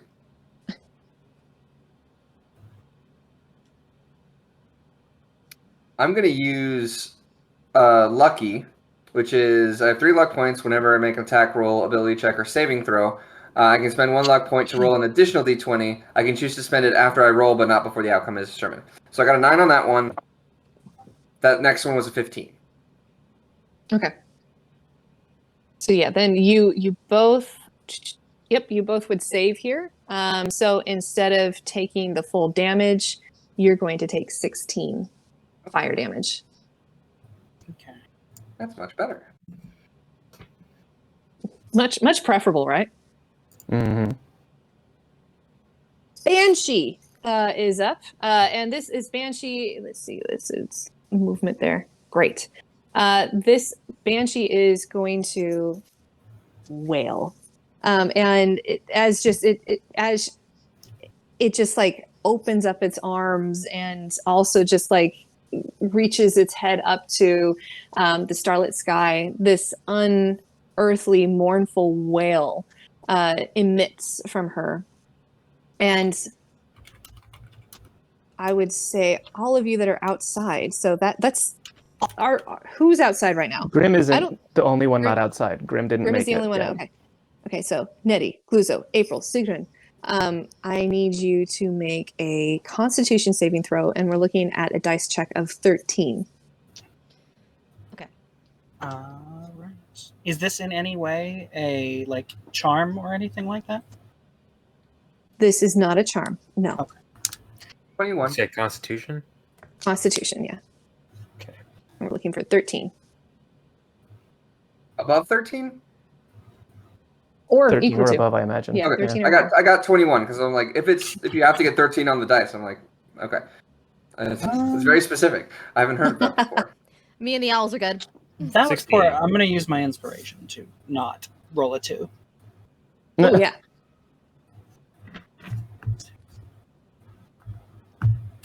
The Still owls rolled just an make it, but they're 11. also good. Still rolled an 11. All right. Gluzo, what'd you 16. roll? 16. So here is what I gotta do. Okay, I'm gonna roll this. All right, I'm going to need, that means Netti, April, and Gluzo. The three of you are going to take 18 psychic damage. Owie. And Sigrún, you were the one who rolled a failure. Okay. The three of you look behind you and you just hear this like woof, and you see Sigrún fall to the ground, and what just happened is that she dropped to 0 hit points. Ooh. Okay. Oh. Oh, yeah. You just like Ow. black out. Like you just barely start to hear this wail and then you black out. But the rest of you will take the equivalent of 18 psychic damage. Grimm, you're up. You finally, I would say, like with your movement, you're able to make it and see this scene ahead of you. All right. You can climb walls. Well, this is why I have taken I do not have a climbing speed. I do I have. I still have spells and I have healing spells, so I'm right Okay. next to her. So if you want to try to get up to the Yeah. ballista to do some stuff. I did have a question. It wasn't clear. What tower is the ballista on? Is it the one in like the far corner on the map? It says Q16, or is it like? Yes, there's a ballista on Q16 and Q9. Okay. And it's how tall? 3 stories. 3,000. All right. So then the question I have is if I really want to go up there, and then like the banshee's still pretty high in the air, like it's not really getting much closer. Yeah, she's. It has like drifted. It's within. It's still at 60 feet above. Yeah. Okay. Then yeah, Grimm's gonna take one look at that. Look at the ballista. All right, and he's not gonna really be able to climb 30 feet, and the great eater is not conscious. So yeah, he's going to just use his action to dash, and how far he can get up the stairs for the one on the corner of the. You're just gonna have to run up to the top of it like a normal person, just as fast as he possibly can. How dare I be so mundane? Right? I'm like, I don't have a climbing speed. How far would you say I get up this tower on the regular stairs with 80 feet? I would. You know what though? Did you use dash for this? I just a regular dash so far, but I still have a bonus action, and I don't want to spend the key points if I don't have to. Okay. Yeah, you make it up to the 2nd floor. I should use my Okay. divination roll. Yeah, probably.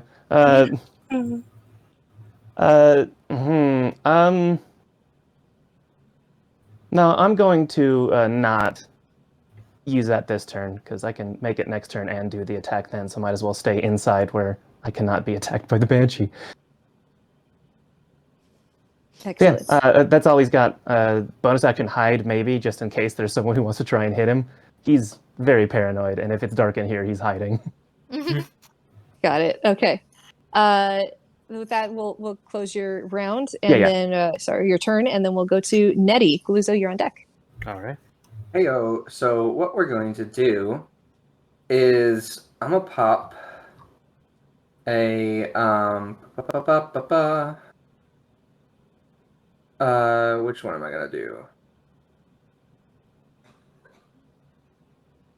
I'm going to pop my Channel Divinity, Preserve Life. Distribute 15 HP of healing to creatures within 30 feet, which can't be restored up to more than half their HP. I'm assuming 15 is less than half of your HP.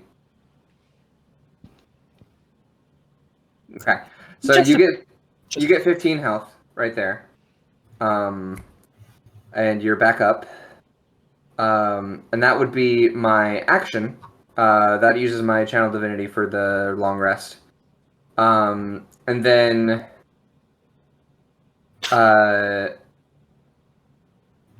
as a bonus action, I'm going to switch from my ladle to my crossbow.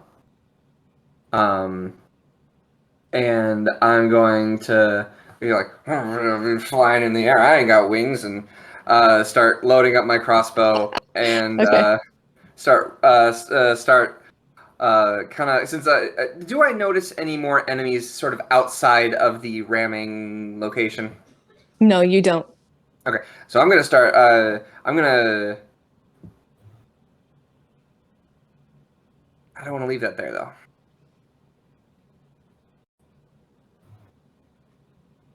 I'm just gonna stay where I am then.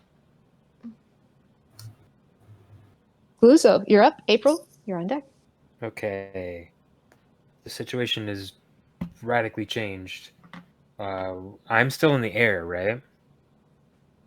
Yeah, you're hanging from one of the owls. Which is barely there. It did not like that whale. It survived the whale, but Okay. I'm gonna ask the owl very nicely to let me down. it will. It'll float with you down. Great. And then what's the enemy situation looking like on the ground again? On the We ground, have actually, no you don't. enemies You don't. on the ground. You don't see any Okay. enemies on the ground. But as you're looking around, I would invite all of you to do another perception for me, except for Grimm, since you're on the inside. We got one on the inside. Okay, What's my perception bonus? I'm gonna use That's that a dirty 20. inspiration. I'm using my lucky on this. My second point of lucky. It'd be 13. That's 22. a 21. How about you, April? 22. 22. So April, Gluzo, and Netti. let's say Netti, you all three notice that the trajectory of these flying beings have been kind of like slowly going over your heads towards the other battlements, and you spy a lone dark figure climbing its way to the top. Mm. Okay.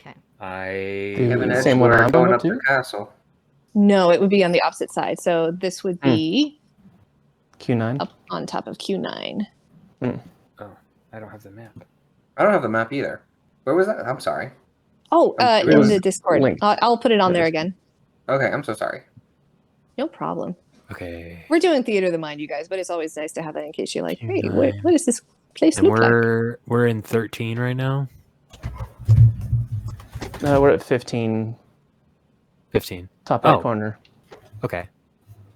I'll use my movement to climb up the battlement with my climbing speed. Nice.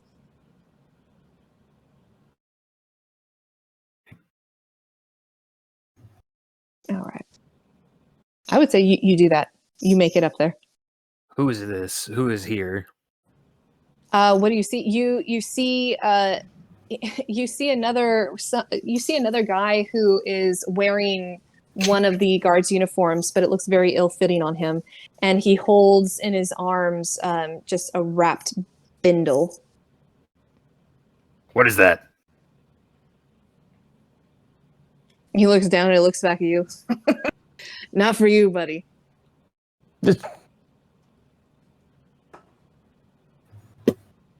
Barbarian says it is for me. But I really I want it. I punch him. I You guess. punch him. Okay. I don't necessarily want to kill this person outright. Eh. You know what? I'll hit him with a tail attack. Why not? That's Okay. slightly less violent than a sharp blade. Okay. So that's a 26 That hits. You punch him. for 13 damage. Tails swipe him. Yeah, you punch him and he like staggers back, but he still like holds on to the pack. But you hear it kind of like shift and it you see like peeking out from it a bit of what looks like dragon scales. Oh, I'm gonna have to ask you to drop that. No. No. Okay, I get out And my this is blade. not a moment for yes and. Okay, I'm gonna get out my glaive and I'm gonna natural 19 for 28 him. Okay. I 28 We're him. going to Okay. 28 him. 28 him, so good.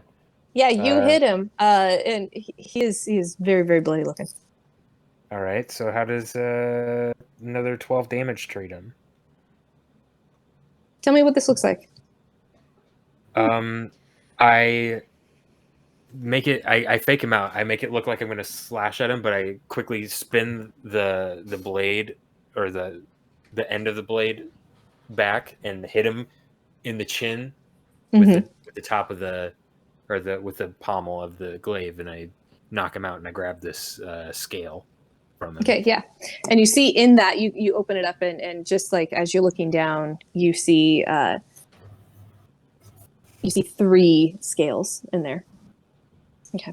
We're gonna go over to you, April. Sigrún, you are on deck.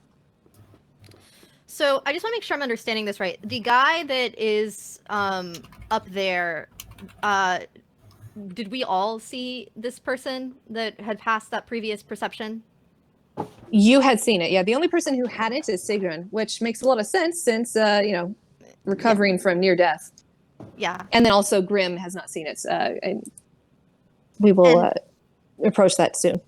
They are climbing up something, or they are on They're like flat dead ground now. somewhere. They're dead gone. now. So yeah, Oh, what you okay. would see now is Gluzo standing over his prone body, holding aloft the very thing that you have in your own shirt. But yeah, he has some dragon skills there. Oh, great. Okay. Yeah, I missed that little piece. Sorry. Prepped. Turn planning. Shoot. Well, I'm trying to figure out if there's anything the I can do to banshee. help prep the next group, since this is basically the last thing I get to do. Yeah, I guess all of them will go, and we will have 8 flying owls that are near death attacking the banshee. Excellent. Or I guess 7, because one of them is on the ground. And I don't think it can get close enough. So, yeah, we will do that. And they rolled a dirty 20 to hit. Yep, that hits. Cool. 8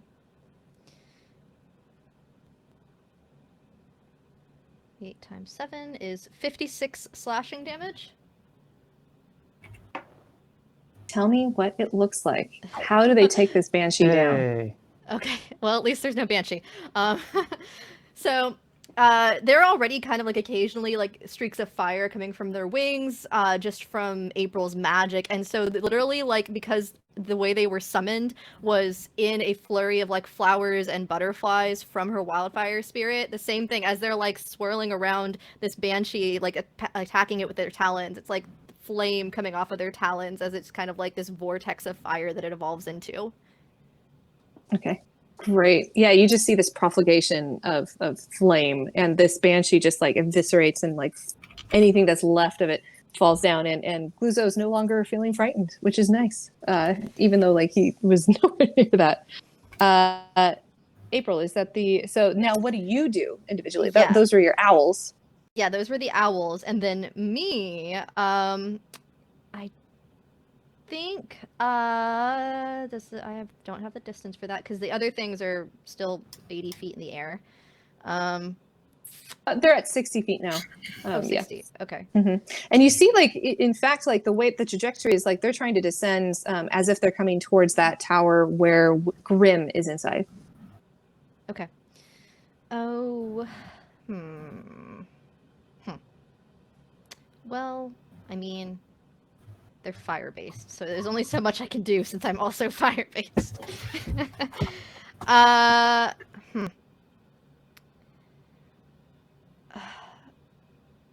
I don't know if there's anything else I can honestly do right now.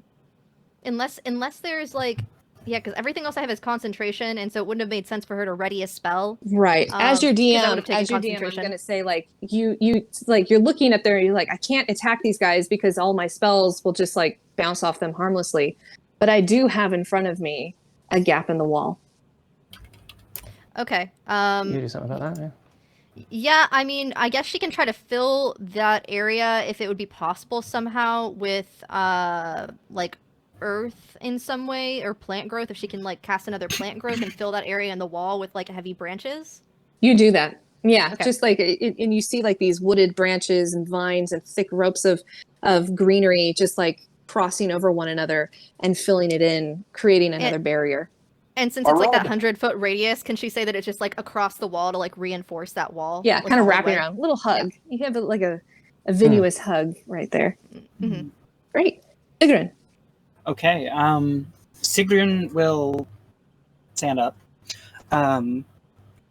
She stabs her glaive down into the ground, reaches onto her back, and pulls 2 javelins that at this point are like ballista bolts. Okay. Goes into a rage again, and throws them both up at the flame skulls above. Yeah, you got 2. So reckless attacks. Advantage. Natural 18. So I feel like that'll probably hit for a 25. That'll hit. That'll do. Oh, sorry, I rolled the wrong dice. They're D6s. All right.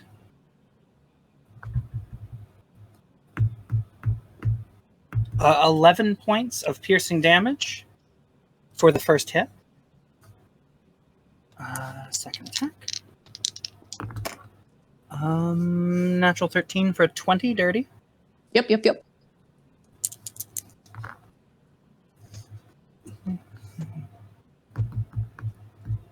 13 points of piercing damage. Is that for the same flame skull or the other one? For the same one. She wants to at least take one down. All right, tell me what it looks like. So the first javelin goes up, hits it, and kind of like hangs in it for a second before the second javelin just into the back of the first javelin, slamming through it. And as the first javelin like splits as the second one, it just rips it in half. And just the bone shards just like just on fire, like just spread out in this ungodly firework, right? And sprays outward. Sigrún, it's at the end of your turn. Her flying squirrel does another wiggle, and that's it. Oh. Still on Grimm's back, I guess. Anyways, Yeah, it's the mascot. Yeah. It's here. Grimm. You are, as you're making your way up too, you notice like some commotion overhead, and you see another one of those same figures that we had spotted on the other end. Another one of the guys that are in the livery of the guards, and also holding a. Excuse me while I put in put in power. I don't want to like all of a sudden go boof. Anyways, you also see him clutching these scales to his chest as he's racing ahead of you to get to the top. What do you do? Does he still have that same, like, definitely 2 different people smells? Oh, yeah. Yeah. Grimm has very little patience at this moment, and my only decision is how much resources I'm going to use. Yeah, he's going to use one of his last 2 spell slots to cast Hunter's Mark on this guy. He doesn't even, like, think about it. I think the word is is hunt. Or no, it's prey in Elvish is the vocalization for this. And yeah, he's just going to basically not even slow down and just make 2 attacks on this guy. You do that. Yeah, one is a 16 and the other is a 14. The 16 hits, the 14 does not. But it didn't seem important, but the silvery barbs lets you give someone advantage for a bit. So can I like retroactively say, get that? All right. Oh yeah, that one's like a 19. Okay, yeah. No, they both hit. Isn't that nice? Yeah, and then this is just a 2-handed strike, Hunter's Mark. This is the damage I can do. Let's see what happens. Oh, that's disappointing. That one's 3. That's only 6. And then that is 15 for the second one. Okay. Yeah, you slash down at him, and he lets out this like yowl. And turning towards you, he tries to kick at you feebly. And just as you're just reaching for your weapon to grab him down and grapple him to the ground, you see the remaining flame skull descend, and reaching up towards it, you see you see him like reach forward with the dragon scale and put it into the mouth of this flame skull, and it zooms off towards the enemy camp. And it turned around, laughing and coughing up blood. He says, "You've lost now." And with that, he perishes. And with that, my friends, is the close of our 4 p.m. time slot. Well done, you guys. You prevented a lot of bad things and have helped the next people have a chance in hell. So, well done, you guys. Fingers All crossed right. for you guys. Fantastic. Thanks for running it. Appreciate it. Fantastic. Yeah, that was My fun. pleasure. Had a lot My of fun. pleasure, you guys. Yeah. All right. Well, if you're going to stick around for, Nora, Vivian, Tait, Xtina, I don't know if any of you are planning on sticking around, but I want to say, Marty, it was fun playing with you. Thank you for having me. Yeah. I was in it for the long haul, I guess, today. You were. So, be Okay, sure to hit the. Hang on, I'll put the command in chat. Check out Yes. the Extra Life fundraiser page. Donate. We are up to $100 of our $500 goal. Awesome. Keep it coming. We have one more block left to go. I think Tensei will kind of give that rundown and Mhm. whatnot. I do want to say too, like before anybody signs off here too, kind of go around and would you guys kind of say like, hey, like this is who I am and here's a handle, here's how you can find me as well. So I'll start off with Marty, since for me you're in my top left. So Marty, tell us who you are and where we can find you. All right. Well, I'm Marty. I am of the Wayfaring Strangers podcast. We release episodes seasonally. We just put out a 2-part miniseries the last couple weeks, The Crystalline Cavern. Go check it out. We worked really hard on it. If you like music, I have a band, Winter Wayfarer. You can check out on Spotify or wherever you get your music. I'm a frequent guest on Bard Rock Cafe. I'm in their currently airing episodes of their campaign. I'll be in there for a while. I'll be there for a little while. You can find me on social media at Balm Martian. I'm pretty much only on Twitter right now, but I'm looking to branch out a little bit, if you know what I mean. Yeah, that's it. Awesome. Nora, who are you? How can we find you? Hi, I'm Nora, and I'm always happy to be here. I run a YouTube channel called Nora's Hobbyverse, where I do everything in the hobbyverse. So terrain making, miniature painting, DM tips. I don't do player tips because I don't do that often. I do campaign diaries. So if you'd like to learn how to paint or make terrain or want to tell me how wrong I'm doing it, you can go there. You can also check me out on Twitter. I'm also branching out, if you know what I mean. I have a link tree on my Twitter. Basically, everywhere you can find me, you'll find a link tree to everywhere else you can find me. And don't forget to donate. If you have an extra $5, you can be sleepy tomorrow morning and just send that to the donation link. I have little things on my Twitter where if we hit 250 before the end, I will draw this entire group that we have here in my little art style that I posted in the thing. So, Awesome. so I'll I'm draw gonna have to all. donate some more. Yes, we have heck 150 yeah. to go Send you. before I can draw everybody. Gotta get that Actually, hero 100. art. We have 100. We got another Oh. 50 from Byron. Woo! Thank you, Byron. Woo! Ooh, Yeah, nice. so that's I will cede my time to the next person. Vivian, who are you? Where can we find you? Hi, how's it going? Yes. I'm Vivian, Vivicakes 101 on Twitter. Also, currently looking into alternatives to that for reasons. but I am still slowly plodding away at the massive work of my project, A Vagabond's Guide to Morenia, which is my own homebrew setting that I've been working on for, well, in text, 8 years. In essence, since I was like 4. So it's been going on for a very long time, and I'm hopefully very soon going to be drip feeding some of my new stuff. I already have over 50 spells, about 8 new subclasses, pile of new races, creatures, monsters, all kinds of stuff. So I hope you'll check it out. Oh, hell yeah. Thanks for watching. Christina, who are you and where can we find you?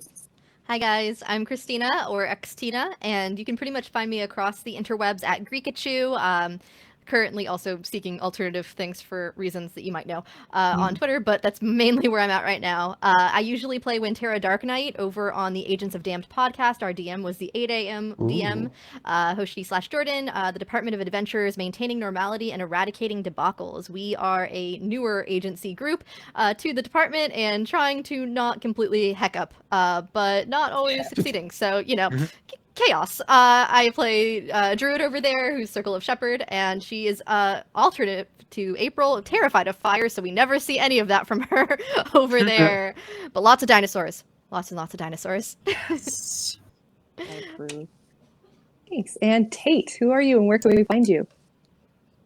Hello, Twitch. My name is Tait Washburn. It's actually Byron Tait Washburn. My name is Tait Washburn, and you can find me at Tait the Terrific on Twitter. The link is already there, but I'm going to add a few more links because really where you can find me is at Neon Lights Roleplay. Our Twitter is Neon Lights RPlay. Our Twitch is Neon Lights Roleplay, and it's where I and a bunch of friends either run or play in a bunch of games. We have a Discord that if you follow us on Twitter, maybe you could join, and we take a lot of player applications and even some GM applications, so it's really just kind of a fun role-playing community. I am not currently playing in anything. We just finished, or no, we have one more episode of the Kindred of Fog City, where I am playing a detective vampire who is very gruff and secretly has a heart of gold. And we'll be playing more games in the future, so you should definitely follow that. The Neon Lights Roleplay Twitter is much funnier than mine, where I mostly talk about memes and social media because I work in digital marketing. So yeah, follow those. That's where I am. So, and to wrap it up, I am Kate. I am the dungeon master, or we call it the master teacher for the podcast called Of Mice and Men and Monsters, where we take my specialty as a high school English teacher and we combine it with classic literature. We just wrapped up Macbeth, and so yeah, come on down. You can find us at OMMM Show on pretty much all the different socials, as well as OMMMshow.com. And yeah, we'd love to have you join our happy-go-lucky adventure with all its twists and turns. So with that, thanks guys for watching and listening to this and joining in, and just this is an awesome cause. So if you haven't checked it out yet and you're just watching us, then take a pause. We're about to get off here anyways, and go check it out some more. Yeah. You got to see the finale of this whole long story, right? You got to see how it ends up. What are all these scales for? What are they trying to do? Did we make any difference whatsoever? Yeah, you did. you prevented a lot of stuff from happening. You guys nailed it. All right. Well, I guess do we just jump in? Yeah. Okay. Cool. I normally would talk about Extra Life, but Marty covered that for me. I'm gonna second the hey, go check out Neon Lights Roleplay because yeah, Tensei's the reason I'm here. Yeah, they may have just acquired a new player as well that you might be familiar with. Who's that? Maybe. Maybe. I don't know. But no, they're really cool. They got like Gundam shows and they got Digimon shows and they got Naruto shows, and it feels like